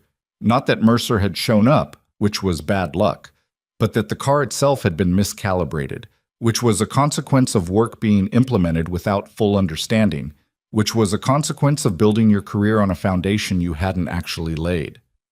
He thought about how the irony of that would play in a room full of lawyers. He thought about Eleanor's face when she'd said, "Find it," meaning the internal report, meaning she already knew there was something to find. He thought about the 11 years he'd spent building something that he was now understanding might be built on a single point of failure. He stayed at his desk. He had nowhere else to go. Nolan took the subway with Lily because parking near West 47th was $40, and he wasn't going to spend $40 on a conversation he wasn't sure was a good idea in the first place. Lily accepted the subway with equanimity because she accepted most things with equanimity, which was one of her more useful qualities. She wore the yellow boots again, and she had her blue toy car, and she spent the ride telling Nolan about a disagreement she'd had with a boy at preschool about whether or not dragons were real. "What did you decide?" Nolan asked. "I decided he was wrong," she said. "That's not a decision about whether dragons are real." "I know," she said. But he was still wrong about something else. He looked at his daughter. What was he wrong about? He said the biggest dragon would be smaller than a house. But if you think about it, why would a dragon that size bother? She looked up at him. A dragon should be as big as it wants. Nolan thought about this for the rest of the subway ride and found he couldn't argue with it. The Cross Automotive office building was the kind of building that announces its own importance. Glass and steel, and a lobby with ceilings high enough to establish very quickly that the space was designed to make people feel small and companies feel permanent. Lily walked in holding Nolan's hand and looked up at the ceiling with uncomplicated appreciation. "This is tall," she said. "It is." "Do they have an elevator?" "They do." "But can we go to the top?" "We're going to the 38th floor." She calculated this in terms she understood. "That's almost the top." They were met in the lobby by a young man named Ryan, who had the pressed and efficient look of someone executive adjacent, and who told them Ms. Cross was expecting them, and would they follow him, and who did not react visibly to the yellow boots or the toy car, which Nolan noted and appreciated. Eleanor's office was at the corner of the 38th floor, and had the view that corner offices on the 38th floor of buildings on West 47th tend to have the city spread out below in its incomprehensible density, the light falling differently than it did at street level, the whole thing slightly unreal in the way that height makes things unreal. Eleanor was standing when they came in. She shook Nolan's hand and then, without making a production of it, shook Lily's hand too, which Lily received with the solemnity of someone being treated appropriately. "There's a drawing table in the corner," Eleanor said to Lily, gesturing toward a small round table near the window that had paper and colored pencils on it. Nolan registered this. She'd set it up before they arrived. "Would you like to draw while your dad and I talk?" Lily inspected the colored pencils with professional seriousness. "Do you have orange?" she asked. "Second row," Eleanor said. Lily was already sitting down. Eleanor looked at Nolan, and he looked at her, And something passed between them that had the quality of two people acknowledging that they were both about to enter territory that was complicated and that there was no clean way through it. "Sit down," she said. He sat. She didn't sit immediately. She stood at the window for a moment with her back to him, looking at the city. He understood this as the behavior of someone organizing themselves and didn't interrupt it. "I had a meeting this morning," she said, still facing the window, "with my general counsel, outside litigation counsel, and a compliance auditor. I want to tell you what I learned in that meeting." "You don't have to," Nolan said. "I know I don't have to." She turned around. "I want to because I think the way this gets handled matters. And I think it should start with me telling you what happened rather than you having to find it out through a process that takes years and costs money and ends up in a room full of lawyers arguing about metadata." He was quiet. She sat down. She looked at him directly, the way she had in the private room the night before, without managing the eye contact, without using it strategically. "Just looking.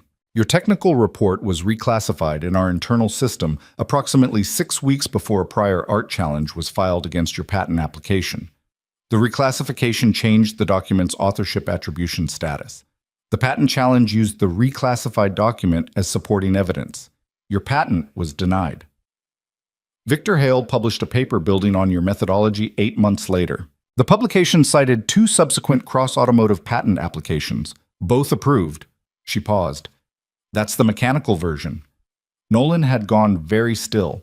Not the stillness of shock, the stillness of someone hearing a thing they already understood but had never heard described from the outside in. "How long have you known?" he asked. "Since approximately 9 o'clock this morning. I had some indication last night. I didn't have documentation until this morning." "What are you going to do with it?" "That depends partly on what you want," she said, "which is why I'm telling you before I do anything else." He looked at her for a long time. "You could have led with lawyers," he said. "You didn't." "No." "Why not?" She thought about how to answer this honestly. "Because what happened to you was wrong, and the company I run allowed it to happen, and the first thing I think should occur is for you to hear that from me directly. Not from a legal brief, from me." The room was quiet. From the corner, the sound of Lily's pencil moving on paper. The particular sound of a child drawing with concentration, small, rhythmic, absorbed. "The NDA," Nolan said. "Is under review," Eleanor said. "Patricia, my general counsel, believes that an NDA obtained in the context of a termination that was itself part of the scheme to conceal the theft of your work has significant problems from an enforceability standpoint. She's not going to give me a definitive opinion today because that's not how she operates, but her preliminary view is that the NDA doesn't bind you in the way Victor may have intended it to." Nolan sat with that. "I need to ask you something," he said. "All right. The paper. Victor's paper. The patent applications it enabled. The work that's been built on top of it for 3 years. In this company and wherever Hiroshi Group received it." He paused. "How deep does it go?" Eleanor met his eyes. "I don't know the full answer to that yet. I think it's deeper than last night made it appear." He nodded once, slowly, the nod of a man confirming something he'd suspected. "I want the record corrected," he said. "The engineering record, the authorship, whatever form that takes. A correction in the journal, a formal internal attribution, whatever the actual mechanism is. I don't want a settlement that buries it. I want the right name in the right place." "I understand. That's the thing I care about," he said. "Not—" He stopped, recalibrated. "I'm not trying to burn anything down. I'm not interested in a spectacle.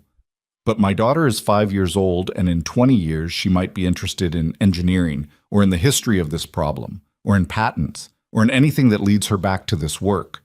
And I want what's true to be what she finds." Eleanor said nothing for a moment. She looked at him, and something in her expression had changed. Not softened, because she wasn't a person who softened easily and had no interest in performing it, but deepened, the way a face deepens when it's moved by something real. "I can promise you that," she said. "I can promise you that the official record will reflect the truth.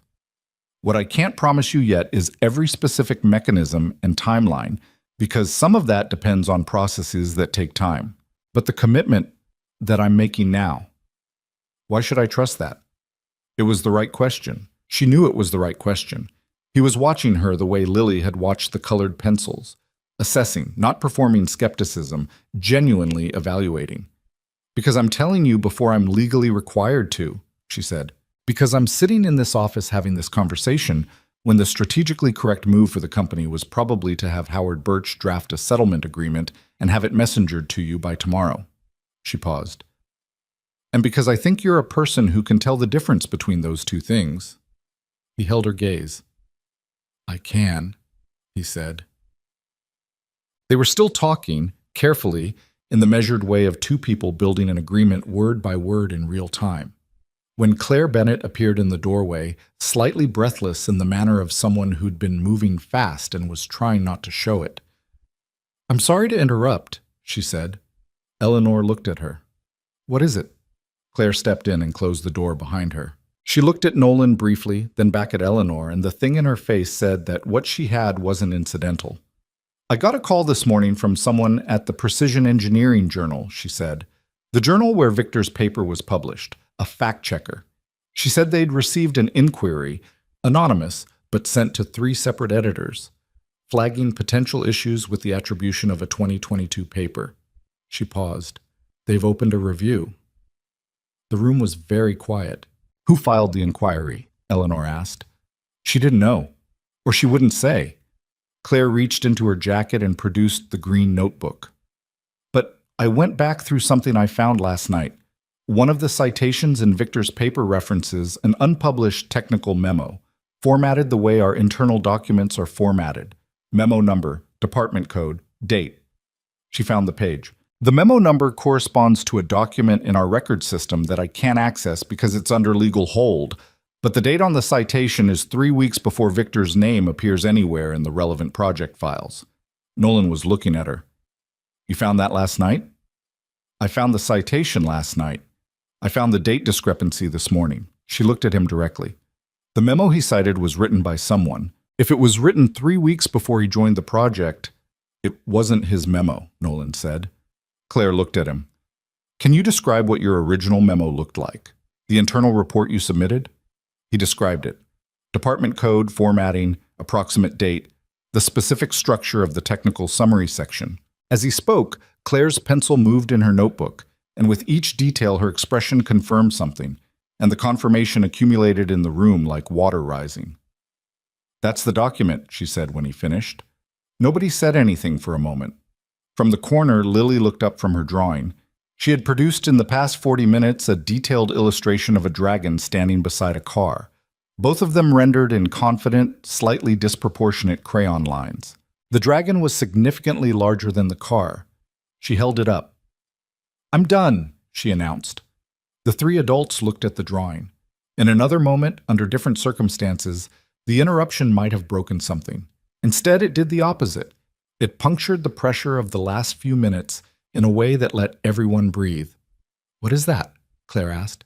A dragon and a car, Lily said. The dragon is the right size.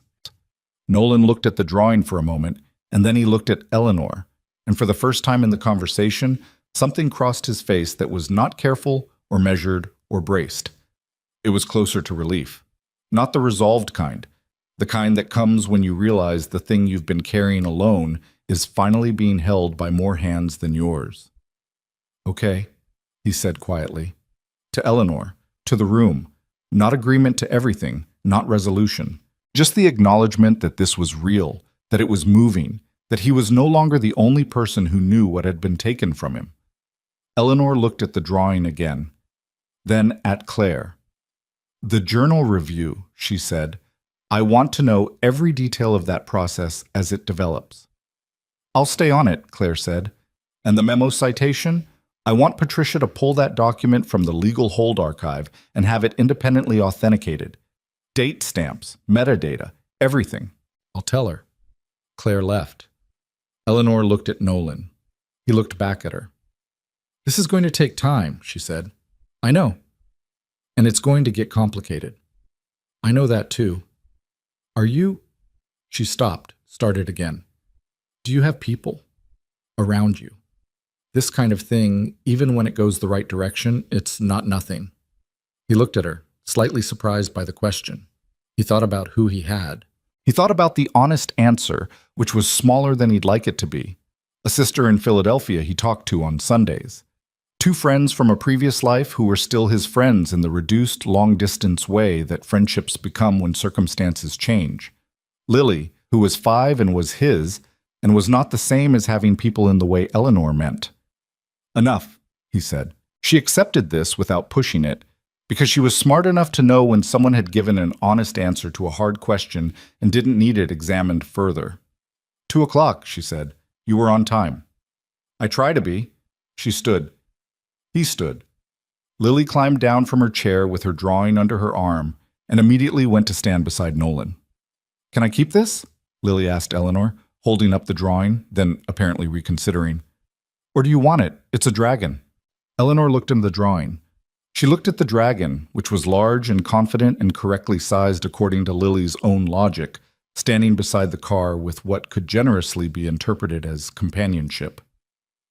I'd like it, Eleanor said, if you're offering. Lily considered this. You can have it, she said, but the dragon is bigger than a house. You should know that. I gathered, Eleanor said. She took the drawing carefully in both hands. She walked them to the elevator herself, which was not a thing Eleanor Cross typically did with people leaving her office, and which Ryan, watching from the executive assistant station, noted with the specific attention of someone who has spent years cataloging the significance of small departures from routine. The elevator arrived. Nolan and Lily got in. Eleanor held the drawing at her side. I'll be in touch within 48 hours, she said, formally through counsel, but I wanted you to hear the rest from me first. I know, he said. The doors closed. She stood in front of the elevator bank for a moment, holding a child's drawing of a dragon and a car, and allowed herself 30 seconds to feel the weight of the morning in full. The meeting, the documents, the conversation, all of it. The weight of 3 years of a wrong sitting inside the systems of something she'd built. Then she turned and went back to her office. There was a great deal still to do. Victor Hale was called into a meeting at 3:45 that afternoon. He was asked to bring his personal counsel, which he did. The meeting was in one of the smaller conference rooms on the 37th floor, not the executive floor, and it was attended by Patricia Osei, Howard Birch, and a compliance officer named Janet Fells, who had a file folder and very little to say. He walked in and he sat down and he looked at the people across the table from him. And he understood in that moment, with the particular clarity that comes when the thing you've been managing finally stops being manageable, that the room he'd dominated for 11 years was no longer his to dominate. He said the only true thing he'd said in a long time. I'd like to speak to my attorney privately. Of course, Patricia said. She stood, and Howard stood, and Janet with her file folder stood, and they left the room and closed the door. Victor sat with his attorney in the empty conference room, in the building he'd spent over a decade treating as his own particular territory, and the silence around him was the loudest thing he'd heard in years.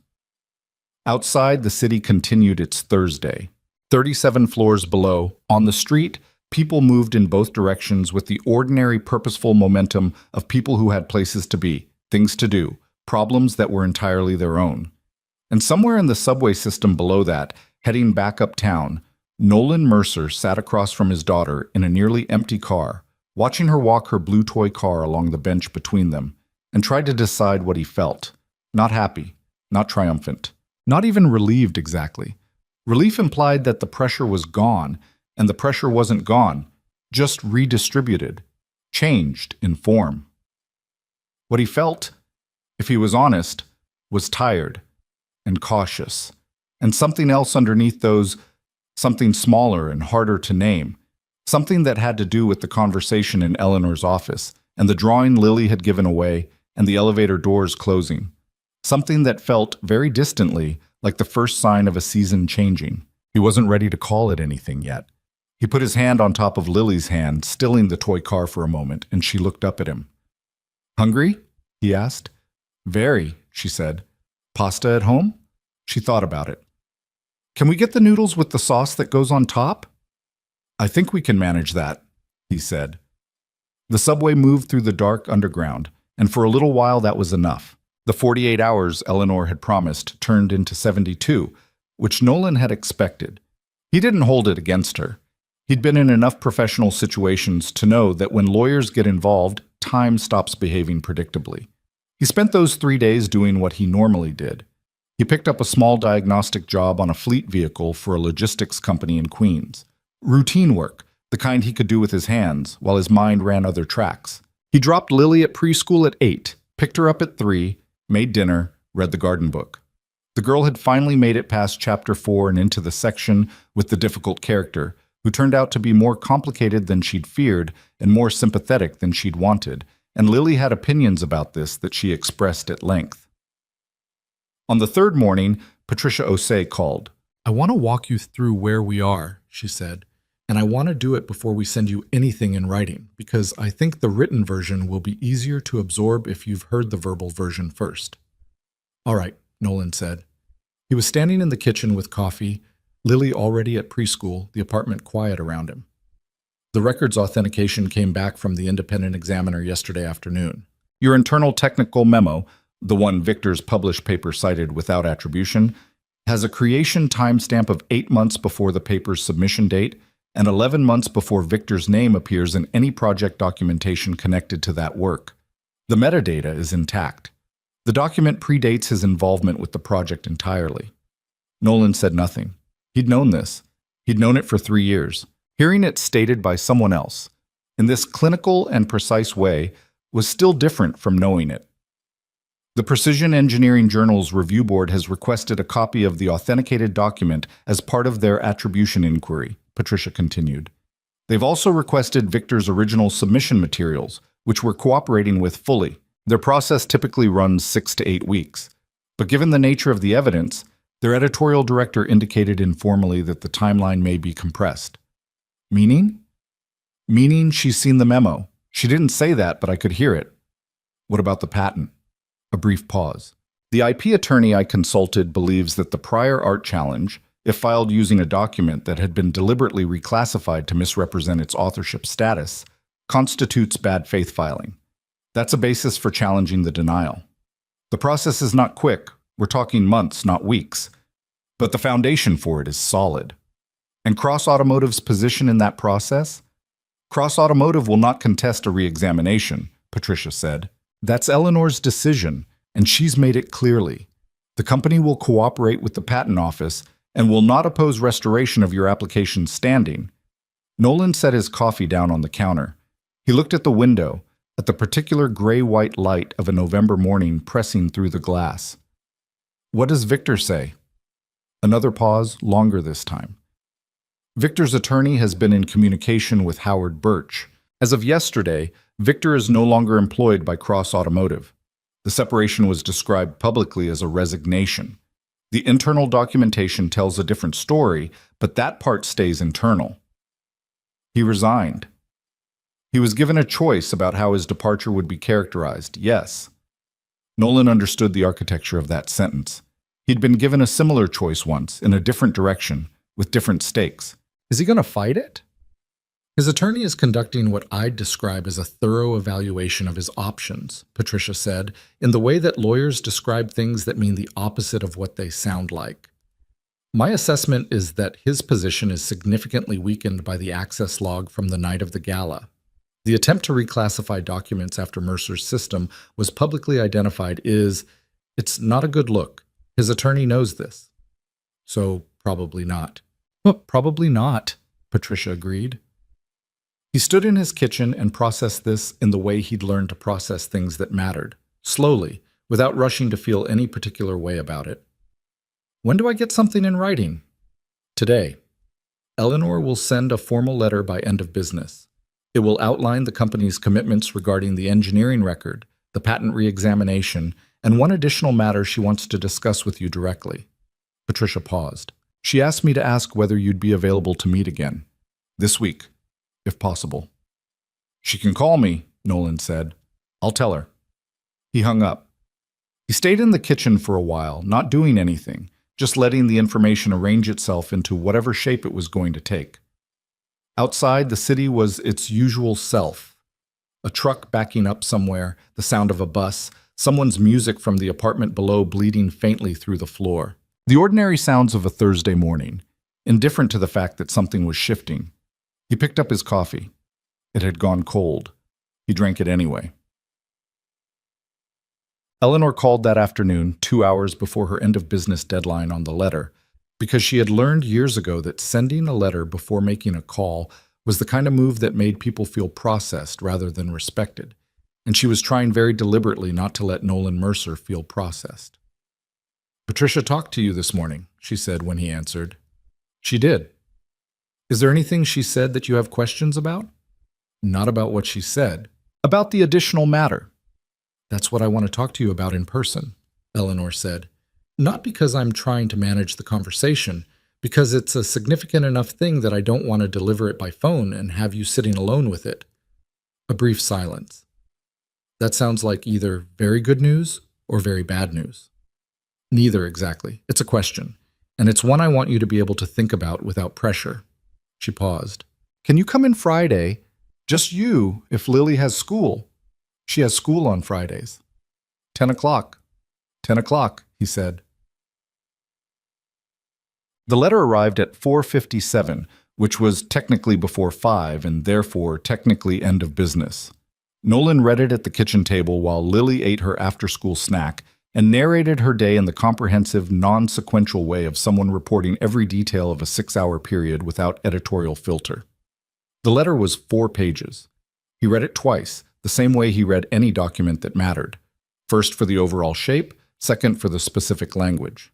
The language was careful and formal, and he thought honest. It committed cross-automotive to 4 things: cooperating fully with the Precision Engineering Journal's attribution review, withdrawing any opposition to a re-examination of his patent application, correcting the internal engineering records to accurately reflect the authorship of the technical memo and the fuel variance methodology, and the 4th thing, the one Patricia had called the additional matter, entering into a separate conversation about potential professional engagement.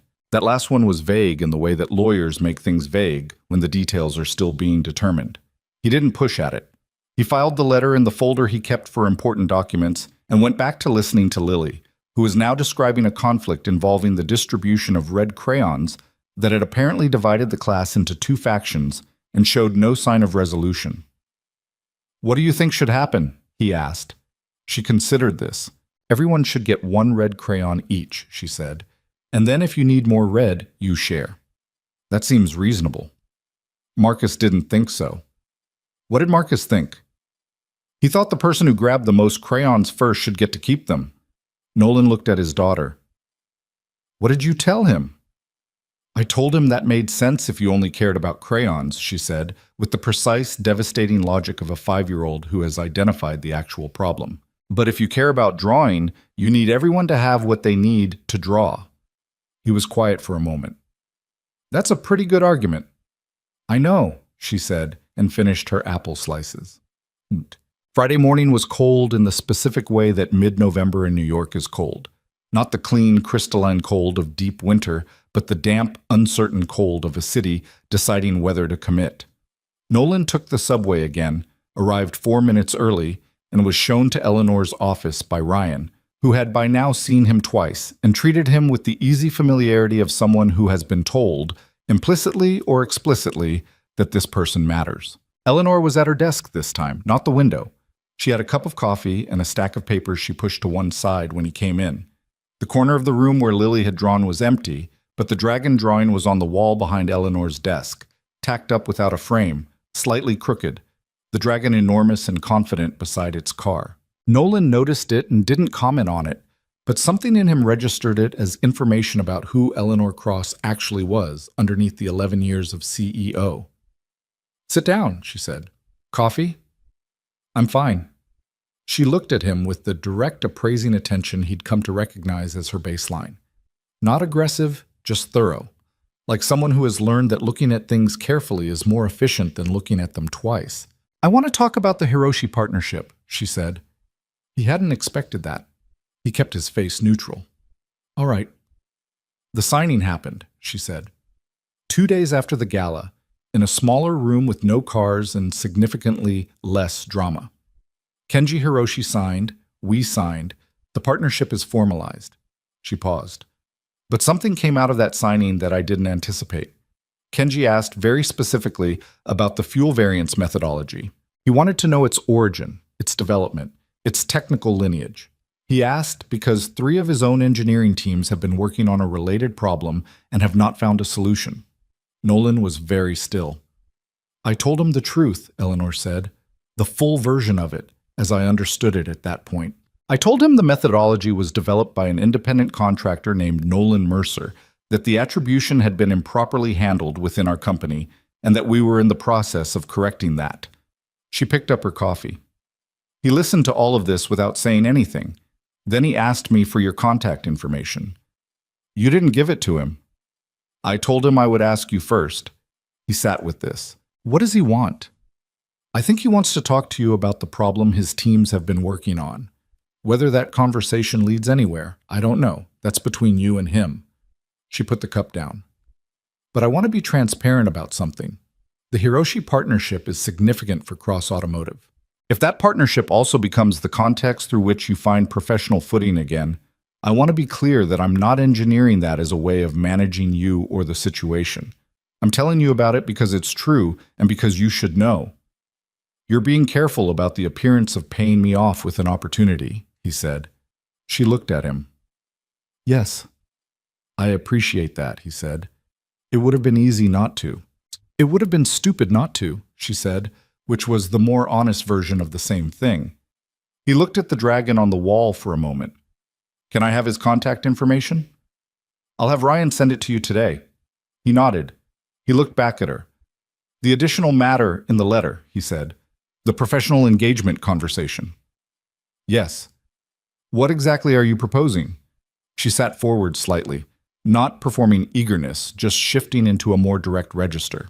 I want to be careful about how I say this, she said, because I'm aware that it could sound like I'm trying to solve a complicated problem with a simple solution, and that's not what I'm doing. She paused. We have an opening on the advanced technical development team. It's not a junior position. It's not a consultant arrangement. It's a full-time role with appropriate compensation, with actual authority over the projects you'd be working on, and with your name correctly attached to your work from day one and retroactively in our internal records. Nolan didn't say anything. I'm not offering you the job because I feel guilty, Eleanor said. I mean, I do feel guilty, but that's not why. I'm offering it because you looked at a car from across a room and diagnosed a problem that 20 engineers couldn't find, and then you fixed it in 5 minutes. And then you walked in here and told me the exact truth about what happened to you without performing either victimhood or anger. And that combination of things is genuinely rare. She looked at him steadily. I've been running this company for 11 years. I know the difference between offering someone something because it's the right political move and offering it because they're actually the right person. You're the right person. The room was quiet. I have a daughter, he said. I know. My schedule is something we can discuss. This is not a situation where I'm going to outline a rigid structure and tell you to make it work. The position has deliverables, not hours. I'd need to read any contract before I signed it, obviously, and I'd need the attribution corrections in writing, finalized, before I started. Not pending, done. I can have Patricia confirm a timeline on the internal corrections today. The journal attribution is outside our direct control. That depends on their process. But I can commit that the internal record will be corrected within 2 weeks. He looked at her. He was quiet for a long time, longer than felt comfortable, and he didn't particularly care. This was the kind of decision that deserved uncomfortable silence. Let me think about it, he said. Take the time you need. A few days? That's fine. He stood. She stood. They shook hands the way they had when he'd first come in, except that the shape of the handshake was different now. Not the formal acknowledgement of 2 people meeting, but the specific handshake of 2 people who have been through something and are still standing. One question, he said. Yes. Victor, what actually happens to him?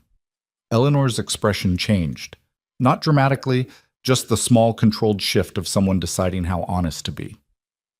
His attorney reached a quiet agreement with Howard yesterday. He's gone. No public statement from us, no legal action on our part, in exchange for a full written acknowledgement, signed and notarized, of what he did. That document goes into our records and into legal hold. If he ever tries to rebuild a professional reputation on work that isn't his, it exists. He doesn't face anything more than that? The journal can still take action on the published paper. The Patent Office process is independent. The acknowledgement document is available to them both. She paused. I know that might feel inadequate. He thought about it honestly. I don't know what adequate looks like, he said. I'm not sure I'm the right person to define it. That's a more honest answer than most people would give. It's the only one I've got, he said. He left. No. He called his sister in Philadelphia that evening. Her name was Dana, and she was 3 years older than him and had been one of the two people who'd watched the whole thing happen 3 years ago and had the particular helplessness of someone who loves a person going through something they cannot fix for them. Tell me, she said when he called, skipping hello in the way siblings do when they know a call means something. He told her, all of it, in the condensed, factual way he'd learned to tell things. The gala, Eleanor, the letter, the meeting, the offer. Dana listened without interrupting, which was not natural to her and represented effort. When he was done, she was quiet for a moment. Then, are you going to take it? I don't know yet. What's holding you back? He thought about how to answer this accurately. It's a lot of trust to give to the same institution that, I know, Dana said. But is it the same institution? It has the same name on the building. Nolan. Her voice was careful. That woman could have sent lawyers.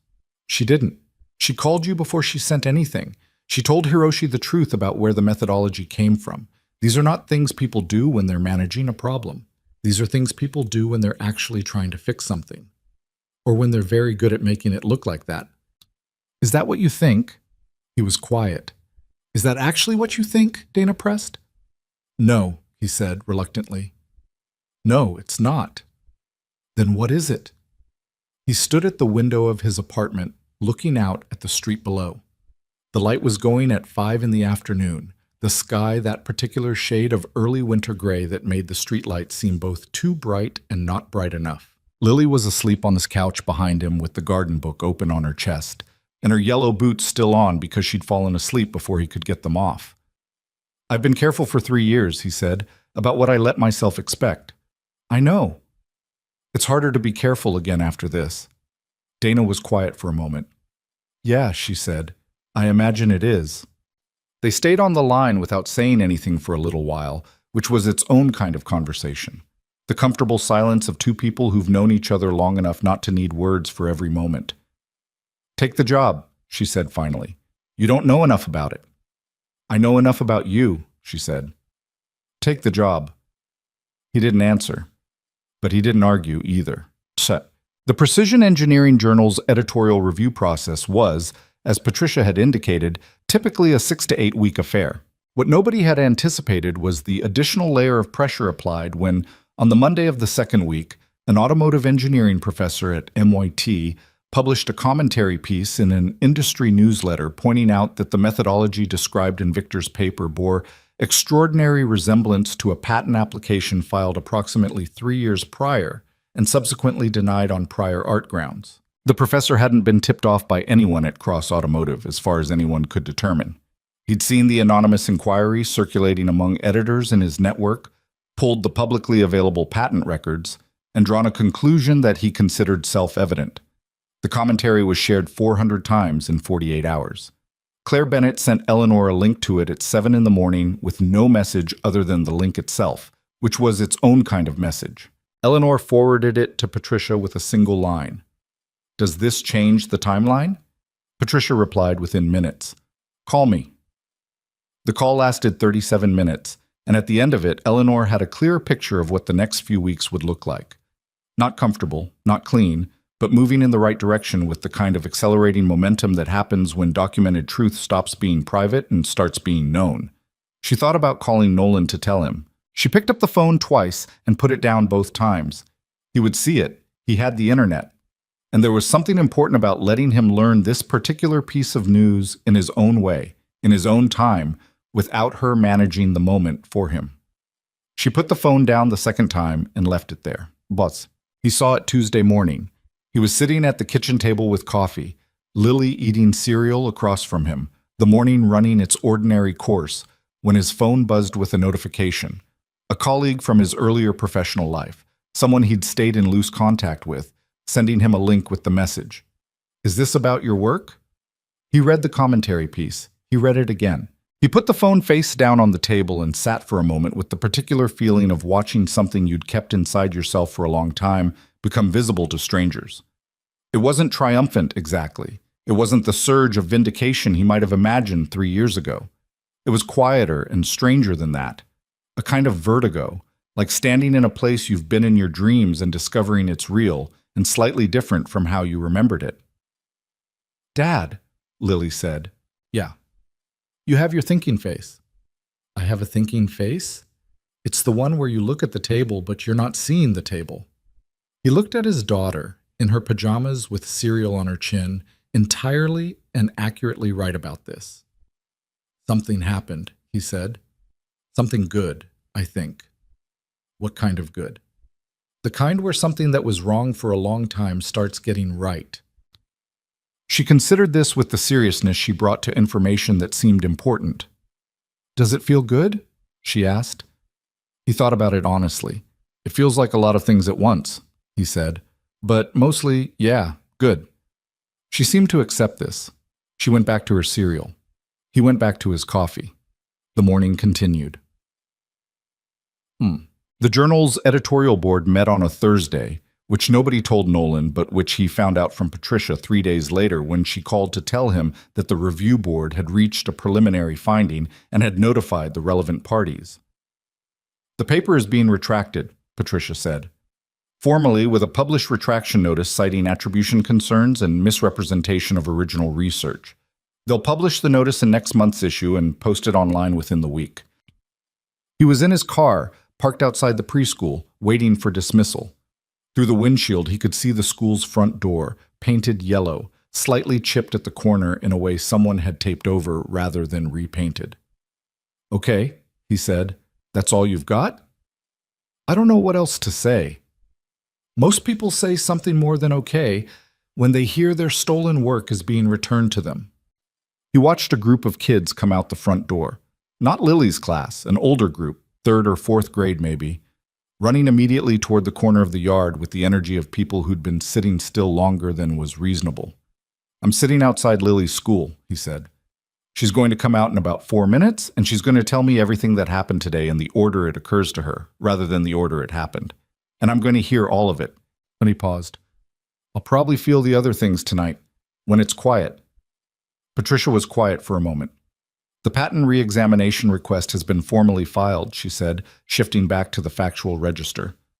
"Cross Automotive submitted a letter of support to the patent office this morning, withdrawing the prior art claim and documenting the circumstances of the original challenge. Howard says the examiner's office has already confirmed receipt." How long does re-examination take?" "It varies. Minimum 3 months, could be longer. But with the journal retraction, the documented evidence, and the company's active cooperation, Howard thinks the outcome is not in serious doubt." He said that? He said, and I'm quoting, "The paper trail is about as clean as I've seen in 15 years of IP work." For Howard, that's effusive. The school door opened again, and this time it was the younger classes, a tide of small people spilling out into the yard with backpacks bigger than seemed structurally reasonable. He saw Lily's yellow boots before he saw the rest of her. "I have to go," he said. "One more thing," Patricia said quickly. "Eleanor wanted me to ask whether you'd made a decision about the position." He watched Lily scan the pickup line, spot his car, and immediately changed direction with the decisive momentum of a small person who knows where she's going. "Tell her I'll call her tomorrow," he said. "I'll tell her." He got out of the car. Lily reached him at the gate, already talking. Something about a painting project in a color that hadn't mixed the way she'd expected, and a decision she'd made to use the mistake on purpose, which had turned out better than the plan. He crouched down to her level. He zipped up her jacket because it was cold and she always forgot. "How was your day?" he asked, even though she was already in the middle of telling him. "Good," she said, momentarily interrupting herself. "The paint thing was the best part. I made it purple by accident, and then I made the whole thing purple, Because accidents can be the right answer sometimes. Sometimes, he agreed. Is that true for big people too? He thought about a fuel variant solution arrived at through 8 months of iteration, none of which had felt particularly accidental at the time, but all of which had depended on being willing to follow a problem through every wrong answer until the right one appeared. Yeah, he said. Sometimes. She took his hand. They walked to the car. But zum sunset. He called Eleanor the next morning as he'd said he would. She answered on the second ring. Nolan? I've thought about it, he said. The position. I know, Patricia told me you'd call today. I have conditions. I expected you would. The attribution corrections have to be finalized and in writing before I sign anything. Not in progress. Done. Patricia confirmed to me this morning that the internal record corrections will be completed by end of next week. I'll have her send you written confirmation today. The role needs to have real authority, not nominal, actual. I'm not interested in a position where I do the work and someone else has the power to claim it. The reporting structure would be directly to me, Eleanor said, not through a layer of engineering directors, directly. He'd half expected her to say that and half not. He absorbed it. I need flexibility in my schedule. Lily is 5. She needs to be dropped off and picked up, and when she's sick, she has to come first. Already accounted for, Eleanor said. I have a daughter. She's 17 now, but I remember 5. This caught him slightly off guard. He hadn't known that about her. He filed it. I'd want a 90-day review, he said. Not of my performance, of the arrangement, whether the structure is actually working the way we've described it. That's reasonable. I'd want the same thing. He was quiet for a moment. He looked at the window, at the gray November light, at the city doing what it always did outside his window, indifferent and continuous. One more thing, he said. Yes. The Hiroshi contact, Kenji's information. I'd like that regardless of what I decide about the position. Ryan sent it to you Wednesday, Eleanor said. Check your spam folder. He almost laughed. It got all the way out this time. Brief, genuine, slightly ragged at the edges in the way that laughter is when you haven't done it fully in a while. Okay, he said when it had passed. Okay, you'll take the position? Okay, I'll take the position, he said. Send me the contract. I'll read it. I know you will, she said, and there was something in her voice that was not quite warmth, but was close to it. The acknowledgement of something real between two people who had arrived at a working trust through a process that had been hard and honest in equal measure. Patricia will send it today, she said. I'll read it tonight. Take your time. I will, he said. And then, because it was true and he was someone who said true things even when they were inconvenient, thank you for how you handled it. A brief pause on her end. I should have had better systems in place to prevent it in the first place. Yes, he said. But you didn't hide from it when it surfaced. Another pause. No, she said. I didn't. They said goodbye. He set the phone down. He went to check his spam folder, and there was the email from Ryan, sent Wednesday morning, Kenji Hiroshi's personal contact information in clean, simple text. He looked at it for a moment. Then he saved the contact to his phone, made another cup of coffee, and sat down to wait for the contract to arrive. The contract came at 2 p.m, all 16 pages of it, and he read every page with a pencil in hand, marking 3 places where the language was vague in ways he wanted clarified, and 1 place where a clause about intellectual property ownership needed to be more specific about work developed prior to employment. He wrote his notes, he set the contract aside, he picked up Lily at 3. She was quieter than usual on the walk back, which happened sometimes when she was processing something. He didn't push it. He'd learned early that she came to things in her own time, the same way he did, and that asking too directly was the fastest way to make her go further inward. They were half a block from home when she said, without preamble, "Are things going to be different?" He looked down at her. "What do you mean?" "You've been on the phone a lot," she said, "and you look different." "Different how?" She thought about it. "Less heavy," she said. He stopped walking. She stopped too and looked up at him with her serious eyes, the ones that had always known more than a 5-year-old had any particular right to know. "Yeah," he said. "Things are going to be different. Good different, I think." He crouched down to her level there on the sidewalk, people moving around them. I'm going to start a new job. Working on cars, but more complicated than what I usually do. It means some changes. What kind of changes? We might be able to move, he said, to somewhere with a bigger room for you, somewhere the heat works better. She considered the radiator, which she'd had complicated feelings about for approximately 2 years. How much bigger? Enough for a bookshelf. This landed with visible significance. Lily currently kept her books in 3 stacked milk crates beside her bed, an arrangement that had reached its structural limit some months ago. And my books can be organized properly? She asked. However you want. She was quiet for another moment. Then she took his hand and they started walking again. Dad, she said after another half block. Yeah. Is this because of the blue car? He thought about the Chiron on its platform, midnight blue under the chandeliers. He thought about 8 months of work. He thought about a badge snapped in half on an engineering room floor and a cardboard box, and 3 years of careful, grinding rebuilding. Kind of, he said. In a way. I knew that car was important, she said, with the satisfaction of someone whose instincts have been confirmed. He squeezed her hand.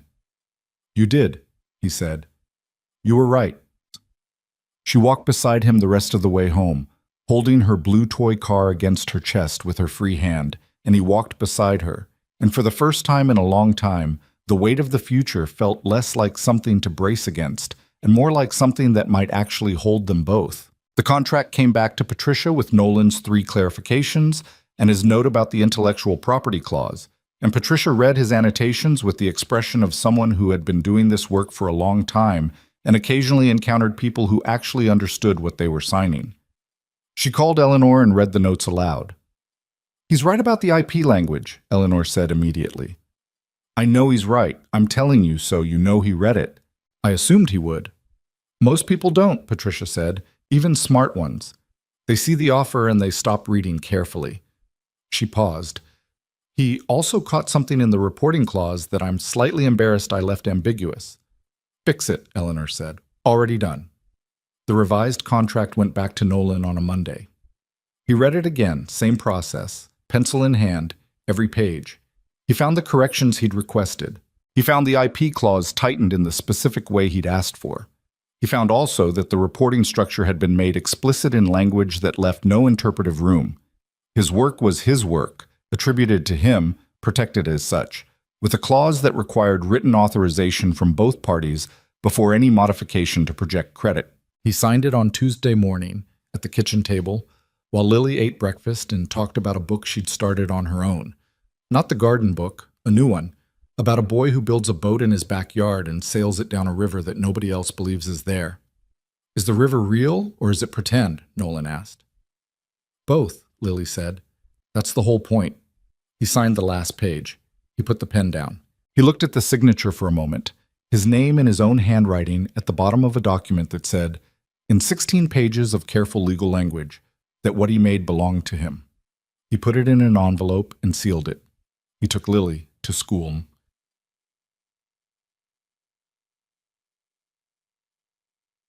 His first day at Cross Automotive was a Wednesday in early December, which was an odd day to start anything but was the day Patricia had suggested because it gave him 2 days to get oriented before the weekend.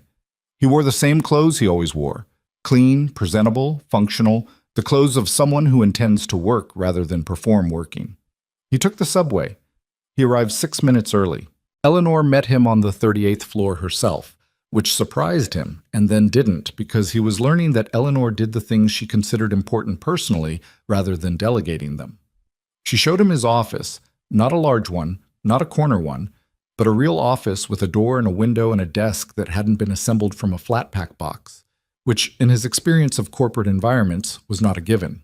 On the desk, already there, was a printed copy of the corrected internal engineering record. He picked it up.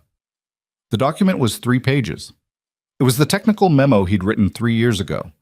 The same structure, the same department code, the same date, but with a correction notation at the top that had been added by the records administrator under Patricia's instruction. The notation read, Authorship attribution corrected per internal review, November, year. Original author, Nolan R. Mercer, independent contractor. Previous classification error acknowledged and corrected in the official engineering record. Below the notation, his technical memo was reproduced in full, his name on it, the date he'd written it. He stood at the desk and read it. Eleanor stood in the doorway and let him. It took him a while, not because the document was long, but because he was reading it the way you read something you wrote a long time ago that you thought was gone. Slowly, with the specific emotion of recognizing your own thinking preserved in a form that shouldn't still exist and does. "Thank you," he said when he'd finished. "The journal retraction notice posts online today," Eleanor said. "Patricia got the confirmation this morning." He nodded. He set the document down on the desk.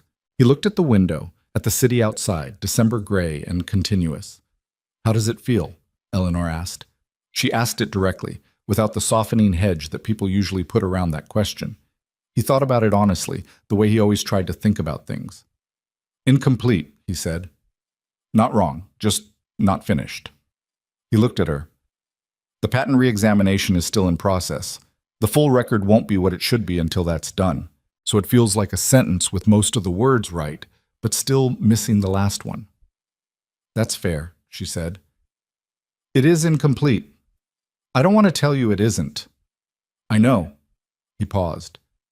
"But the memo is here. My name is here." He put his hand briefly on the document, just resting it there, and then picked it up and put it in the top drawer of the desk. "That matters." She nodded. "Dennis will come by at 10 to walk you through the current project files. I want you to spend the first week just reading, not producing anything, not attending meetings, just understanding what we're working on and what the problems actually are before you start forming opinions about solutions. That's how I like to work anyway." "I know," she said. "That's partly why I wanted you here." She left him to it. He sat at his desk. He looked at the window for a moment, at the gray December light, at the city that had been doing what it always did while his life had contracted and then, slowly, begun to open again. He thought about what he'd told Lily, the kind where something that was wrong for a long time starts getting right. He thought about her response. "Does it feel good?" And his honest answer, "A lot of things at once." That was still true. More things than he could name, moving in directions he couldn't fully predict, and underneath all of it, something he was cautious about calling hope, because hope had a cost, and he'd learned to be careful about what he spent. But it was there. He could feel it the way you feel a change in air pressure before the weather shifts. Not the thing itself, but the signal that the thing is coming. He opened the top drawer, looked at the memo once more, and closed it. Then he opened the first project file Dennis had left on his desk, and he started to read. Whoa, Claire Bennett's formal memo, the one she'd sent to Eleanor's private email at 11:58 the night of the gala, became, in the weeks that followed, a document of some significance. Not publicly, not in a way that made headlines, but within the machinery of what Patricia called the resolution process. It was the document that had established the timeline most clearly, the one that showed not just what had happened, but when, in the specific sequence that made the full picture legible. Claire didn't know this for certain, Patricia hadn't told her, but she could infer it from the fact that Eleanor had called her directly, 3 weeks into December, and asked her to come to a meeting that turned out to include Howard Birch, Patricia, and the compliance officer Janet Fells with her perpetual file folder. The meeting was not about Claire. It was about the record of events that the company needed to formalize for legal and compliance purposes. And Claire's memo was part of that record, and they wanted her to walk them through her observations from the night of the gala in detail. She did. She was precise and sequential and did not embellish and did not minimize, the same way she'd been precise and sequential in the memo itself. At the end, Howard asked her one question. "When you overheard the two engineers say Mercer's system, did you understand at that time what it meant?" "No," she said. "I wrote it down because I didn't understand it." "And you wrote down things you didn't understand." "I write down anything that doesn't fit the pattern of everything else I'm seeing," she said, "whether I understand it or not." Howard looked at her for a moment with the evaluating expression of someone who has spent decades assessing witnesses. "That's an unusual habit for a junior analyst," he said. "It's an unusual habit for anyone," she agreed, "but I found it useful." After the meeting, Eleanor walked her to the elevator herself, which Claire had now seen her do twice and understood was a signal of something. "The Q3 market analysis your team submitted last month," Eleanor said in the elevator corridor, with the directness that Claire had come to understand was simply how she talked. "Your supervisor's name is on it." "That's standard for team submissions," Claire said. "Your name should also be on it," Eleanor said. "Going forward, individual contributors are credited on analytical reports. I'm formalizing that as policy." She paused. "It should have been policy before." Claire looked at her. "Is that because of—" "It's because it's correct," Eleanor said. "Which it was before any of this, and we didn't do it, which I'm fixing." She met Claire's eyes. "But yes, also because of this." The elevator arrived. Claire got in. "Thank you," she said. "Don't thank me for doing something I should have been doing," Eleanor said. It came out slightly sharper than she'd intended, and she softened it. "But you're welcome." The doors closed. Claire rode down 38 floors, and somewhere around the 20th she allowed herself to feel, briefly and without ceremony, the specific satisfaction of a person who wrote something down at 11:58 at night because it seemed important and was right. Dolti. Kenji Hiroshi's response to Nolan's email, sent the week before he started at Cross Automotive, careful in tone, honest about his situation and his background and what he understood about the problems Kenji's teams were working on, came back within 18 hours. It was 3 paragraphs long, precise, and warm in the way Kenji's communication always seemed to balance those two things. And it confirmed that yes, the pressure variance problems his engineers were encountering had been unresolved for 14 months. And yes, the methodology he'd read about in the journal retraction notice, and then in the original patent application, was the closest any external source had come to addressing the specific configuration his teams were dealing with. He proposed a call. Nolan agreed. The call happened on a Friday, 2 weeks before Christmas, in the late afternoon. Lily at school until 3, Nolan at his kitchen table with a notepad. Kenji asked questions. Nolan answered them.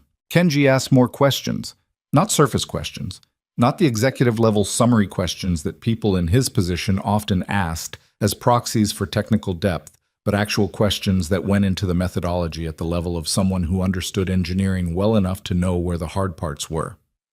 After 40 minutes, Kenji said, "I would like to propose a formal technical consultation, not a contract through Cross Automotive, directly with you. Your new position at the company does not preclude independent technical consultation. I understand." "It doesn't. There's a disclosure requirement, but no restriction." "Then I would like to discuss the terms." He paused.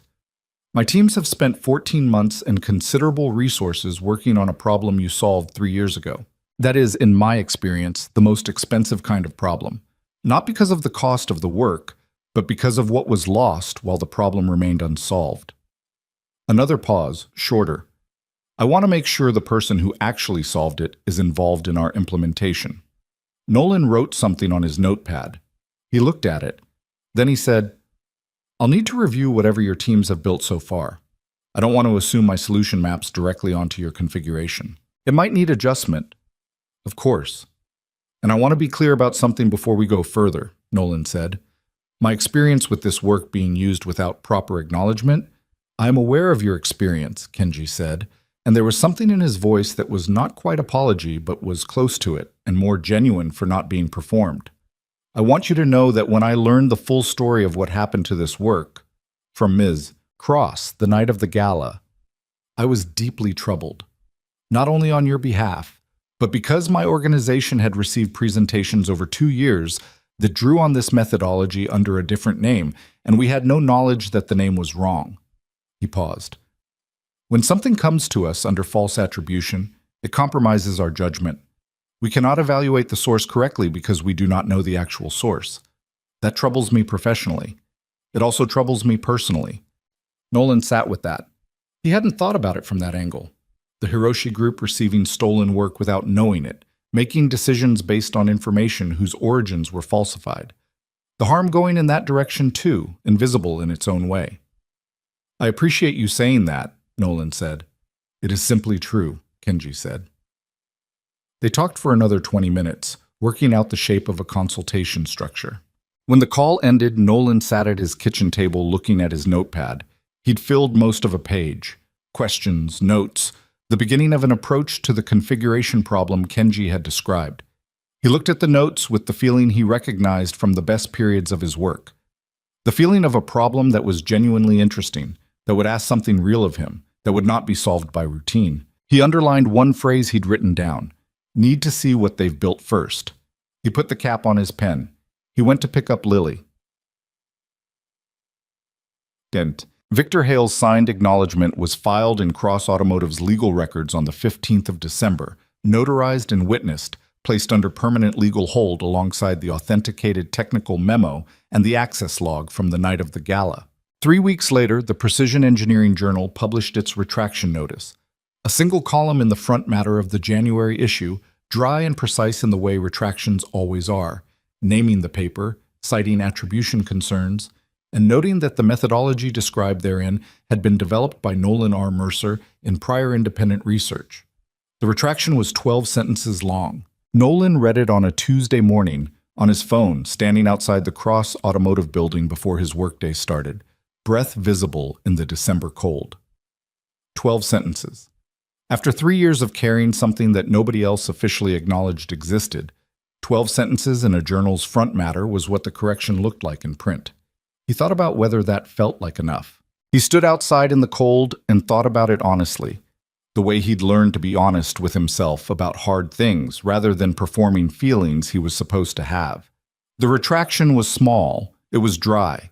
It would be read by a specific professional audience and would not change most things about most people's days. Victor Hale would wake up tomorrow in the same apartment he'd always had, probably, and the people who'd worked with him for decades would process his departure according to whatever version of events they'd been given or had constructed for themselves. The world was not going to dramatically rearrange itself because 12 sentences appeared in a journal. But Nolan's name was in those 12 sentences, correctly placed, in the right relationship to the work. And that was the thing he'd asked for, at the beginning, in Eleanor's private room off the east corridor of Meridian Hall, with his daughter's toy car marks still in the condensation on the table. Not money, not Victor's public humiliation, not a scene. The official record must be corrected so the truth belongs to the right person. 12 sentences. He thought about his daughter, who had told a boy at preschool that the person who grabbed the most crayons first shouldn't get to keep them forever. That if you cared about drawing, you needed everyone to have what they needed to draw. She'd said it like it was obvious. Like the logic of it was so clear that the only explanation for anyone thinking otherwise was that they'd gotten confused somewhere about what the actual goal was. He put his phone in his pocket. He went inside. The patent re-examination concluded in February, which was faster than the minimum estimate Patricia had given him and slower than he'd let himself hope for, which was probably exactly right. He was at his desk at Cross Automotive when Patricia called, and he closed the project files he'd had open and listened.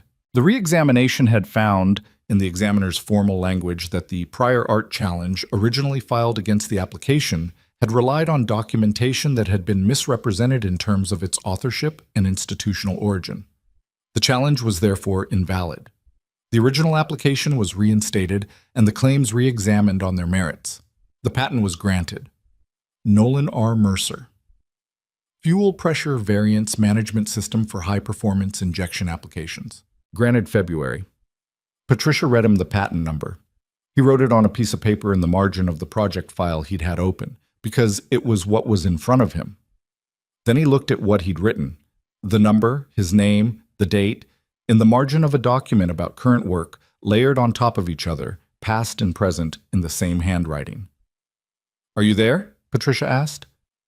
"I'm here," he said. "Congratulations," she said. "I mean that." "Thank you," he said. "For all of it. Don't thank me. Thank whoever designed your methodology to be good enough that the evidence was unambiguous." He almost laughed. It came out fully. "Okay," he said. "I'll thank myself." "Do that," she said, and hung up. He sat at his desk for a while. He had a 2 o'clock meeting with Dennis and one of the project engineers about a propulsion configuration problem that had been interesting him for 3 weeks. He had notes to finish. He had a call with Kenji's technical team on Thursday that he needed to prep for. He had work, real work, with his name on it, in a place that knew whose work it was. He sat with that for exactly as long as he needed to. Then he picked up his pen and went back to the notes. He told Lily that evening. He didn't explain patents or re-examinations or attribution or any of the specific machinery of what had happened. She was 5. She didn't need the machinery, she needed the thing itself, translated into terms that meant something at her scale. He told her, "Remember how I said something that was wrong for a long time was starting to get right? Yes. Today, it got more right." She was at the kitchen table with her crayons. She had a proper set now, 64 colors in a hinged tin, one of the things that had changed when things started changing, and she was working on something complicated that involved at least 4 shades of blue. "How much more right?" she asked, without looking up. "Significantly." She considered this. "Is it all the way right now?" He thought about it. He thought about Victor, who was out of the building but not out of the world. He thought about the 3 years of contracts he'd taken below his skill level because the network he'd built before had been disrupted by what Victor had done. He thought about the savings account, still recovering. He thought about the radiator, which still argued every night, because the bigger apartment was coming but hadn't arrived yet. He thought about the things that getting something corrected could not uncorrect. The time, the slow, grinding years of rebuilding without knowing if there was anything still worth rebuilding toward. The particular loneliness of being the only person who knew a thing was true, while everyone around you operated as if it weren't. Those things were still in him. They didn't disappear because a patent was granted or a retraction was published. People who told you that justice completed the wound had probably never had to carry one for a long time. "Most of the way," he said honestly. "Not all, but most." Lily looked up from her drawing. She looked at him with the eyes that had always known more than they should. "Is most of the way enough?" she asked. He looked at his daughter. He looked at the 64 crayons, at the drawing she was making with 4 shades of blue because she'd decided a thing needed 4 shades of blue, and she had them now. He looked at the kitchen, imperfect and small and familiar, with the notes from his current project on the counter and her school drawings on the refrigerator and the particular ordinary mess of a life being lived rather than survived. "Most of the way," he said, "is a lot better than where we were." She seemed to find this satisfactory. She went back to her drawing. He made dinner. Eleanor Cross was not, by temperament, a person given to reflection. She was a forward-moving person. She'd been one her whole career, which was both a strength and a thing her therapist had opinions about. But the morning after the patent news came through, she sat in her office earlier than usual, before the building had fully populated, and allowed herself something she rarely allowed, a full accounting of what the past 3 months had actually been. She thought about the night of the gala, the 4 hours of failed diagnoses, the spreading tension, the Hiroshi table sitting at the east wall with cold tea. She thought about the moment she'd seen Victor's face go white across the ballroom, and the instinct that had made her ask a man in work boots what he saw, and the particular quality of his answer, not performing knowledge, just having it. She thought about the file Patricia had shown her, the reclassification, the patent challenge, the paper. 11 years she'd run this company, and this had been living inside its systems the whole time. She hadn't known. She wanted to believe that not knowing was different from not seeing, but she'd been honest enough with herself in the weeks since to admit that she might have seen something she'd chosen not to examine carefully enough. Victor had been valuable. Victor had been effective. He'd had a way of solving problems that she'd attributed to brilliance when it had been, at least partly, appropriation. She didn't know how to fully account for that. She suspected she wouldn't fully know for a long time. What she knew was what she'd done with it once she couldn't unsee it. She'd moved toward it rather than away from it. She'd told Nolan before she was legally required to. She'd had the records corrected. She'd built a reporting structure around him that made it harder for what happened to him to happen to anyone else. The individual attribution policy, the IP language in contracts, the dual authorization requirement on contractor document reclassification that Patricia had formalized across the whole system. She'd hung a child's dragon drawing on her wall, slightly crooked, which was an odd thing for the CEO of a 30-year-old automotive company to do, and which she had not bothered to justify to anyone who noticed it because she didn't need to. She knew what it was. A reminder of a night when something real had happened in a room full of carefully arranged surfaces, and a 5-year-old with yellow boots had drawn the most honest thing in the building. Her phone buzzed. The 8 o'clock calendar reminder. She had a full day. She stood. She straightened her jacket. She looked at the dragon one more time, enormous and confident beside its car, both of them rendered in crayon by someone who had not yet learned to make things smaller than they needed to be. She went to work. Oh, there's something that doesn't get said often enough about the people who get buried, not by disaster or dramatic failure, but by quiet institutional theft, by the slow accumulated weight of someone else taking up the space that was yours, and doing it so thoroughly that after a while even you start to wonder if the space was ever really yours to begin with. Nolan Mercer was not a dramatic person. He hadn't, at the lowest points, stood at the edge of anything significant, or made speeches to empty rooms, or nursed his anger into something righteous and consuming. He'd done something harder and less cinematic than that. He'd kept going, not because he was certain it would lead somewhere, but because his daughter needed lunch made and homework helped with and someone to read to her at night, and those requirements did not pause for 3 years while he processed the loss of everything he'd built. That kind of endurance doesn't look like strength from the outside. It looks like a man in work boots picking up a contract job. It looks like a smaller apartment. It looks like reading the same garden book 40 times because a 5-year-old needs to hear a story about something small growing in an unlikely place. But it was strength, the particular unadorned, nobody-watching kind.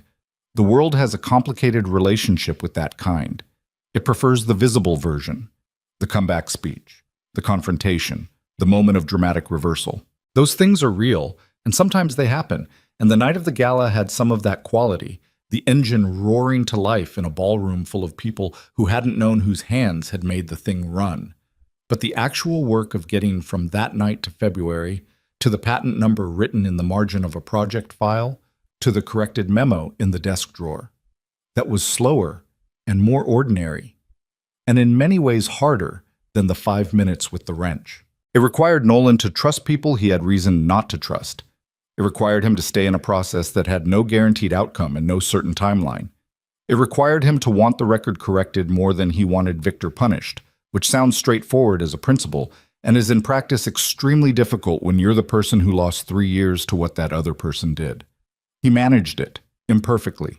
He had days where the difficulty of it was physical, where he sat with the unfairness of the timeline, that the correction was happening now, that it would not give him back the years, that the professional reputation rebuilt under false attribution would always have had those years in it regardless of what any retraction notice said.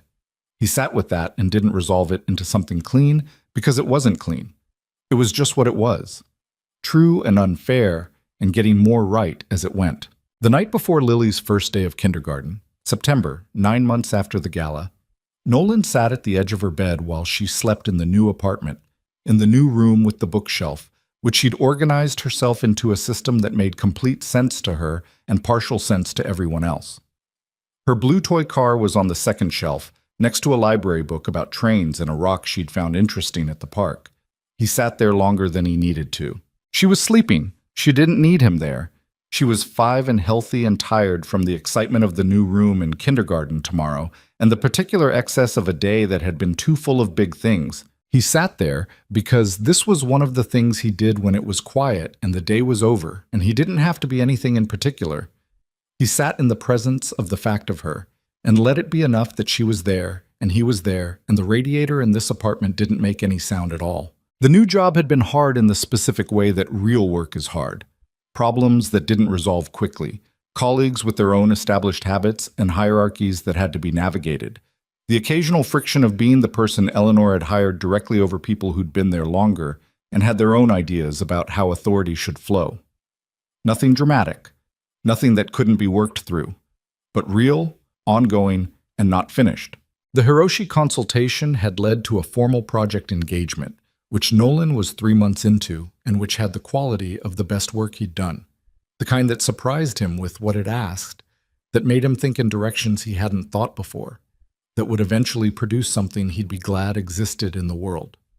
None of it was finished. That was the thing he'd come to understand about getting to the other side of something like what had happened to him. There wasn't a clean other side. There was just the continuing with more of the right things in place and more of your own name where it belonged. He looked at the bookshelf in the low light. He looked at the blue toy car on the second shelf, next to the library book and the interesting rock. He thought about 8 months of work on a fuel variance problem, and a 5-year-old who had touched her toy to the bumper of the car that had been built from it, and a woman in a tailored suit asking what he saw from across a ballroom, and 12 sentences in a journal, and a patent number written in the margin of a project file in his own handwriting. He thought about what his sister Dana had said on the phone. "Take the job. I know enough about you." He thought she'd been right, which was usually the situation with Dana. He stood up. He pulled Lily's blanket up slightly, not enough to wake her, just enough. She didn't move. She slept with the complete, uncomplicated depth of someone who had gone to bed without anything unresolved. He turned off her light. He went to the kitchen and made tea. He didn't particularly want and stood at the window looking at the street below, which was quiet in the specific way of residential streets at 10 in the evening. A dog being walked, someone's windows lit on the floor above the restaurant across the way, a cab moving slowly toward the corner. He thought about truth, not in the abstract. He was not a particularly abstract thinker, which was part of why the methodology had worked, why he'd been able to see the problem from across a room, because he thought about things concretely and followed the concrete logic wherever it went rather than stopping at the place where the logic became inconvenient. Truth, concretely, it had been there the whole time. In the metadata of the document, in the timestamp, in the journal citation date that didn't match, in the pattern on the diagnostic tablet that Claire had seen and written down, in the way Victor's face had gone white across the ballroom. It had been there. It had required people willing to look for it, and people willing to act on it when they found it, and a woman with a green notebook who wrote down things she didn't understand because she'd learned that the things you don't understand are the ones most worth recording. It had required a child to touch a toy car to a bumper and say it's the same color, while 400 people stood in a room that was about to change. Truth doesn't always surface on its own. That was what he understood now, standing at the kitchen window with his tea, in a way he hadn't understood it before, or had known theoretically, but not felt in the specific bodily way of someone who'd spent 3 years on the other side of it. It surfaces when the people around it make decisions about what they're willing to do. Eleanor deciding to ask rather than dismiss. Claire deciding to write it down. Patricia deciding to pull the documents before anyone could move them. Kenji deciding to say out loud that receiving falsely attributed work had compromised his judgment. Small decisions. Decisions that could have gone another way. That probably went another way in other rooms for other people.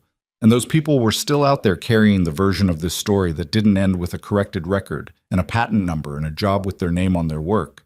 He thought about those people. He thought about the version of himself that might have existed if the gala had never happened. If he'd never looked through that corridor window and seen something in the chyron that nobody else had noticed. He'd be picking up the paperwork and going home, and the wrong would still be wrong, and the record would still say what it said. He was aware that he was not owed the ending he'd gotten. He was aware that there were people with as much right to a correction who would never get one.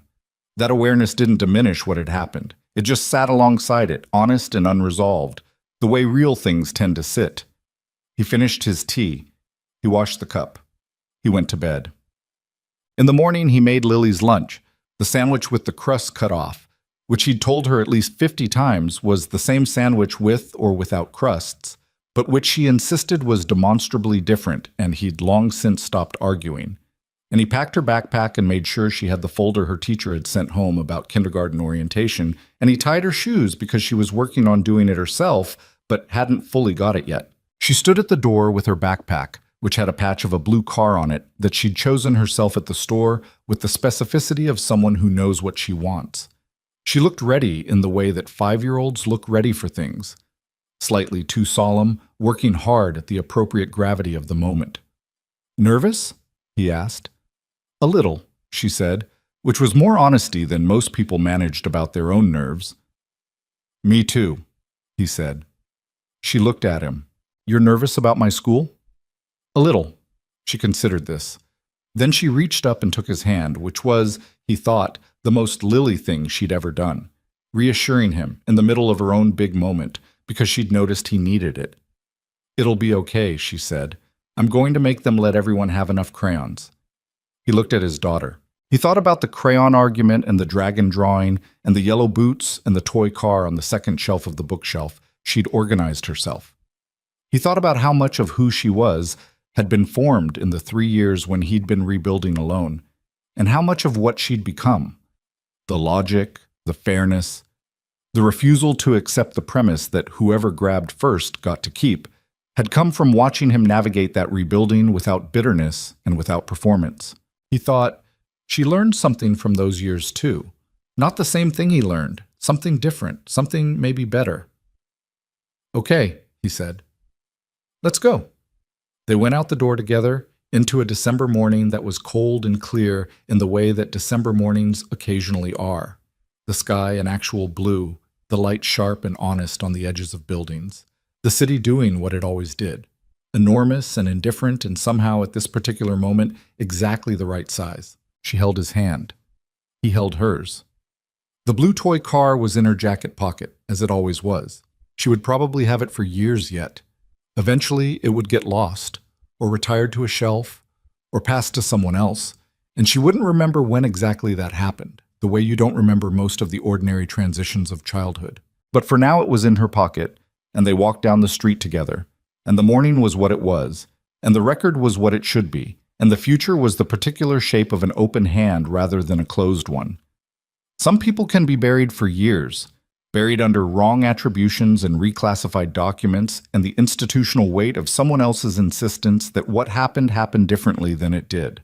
But a person who keeps working, carefully, honestly, without requiring an audience, is not erased. They're just waiting, sometimes without knowing they're waiting, for the moment when a room goes quiet and someone asks the right question and the answer is so clear and so plain and so exactly what it always was, that the only remaining question is how it took this long to be heard. It took this long. It was heard. That was, in the end, enough to build on. And they walked father and daughter into a morning that belonged to them both.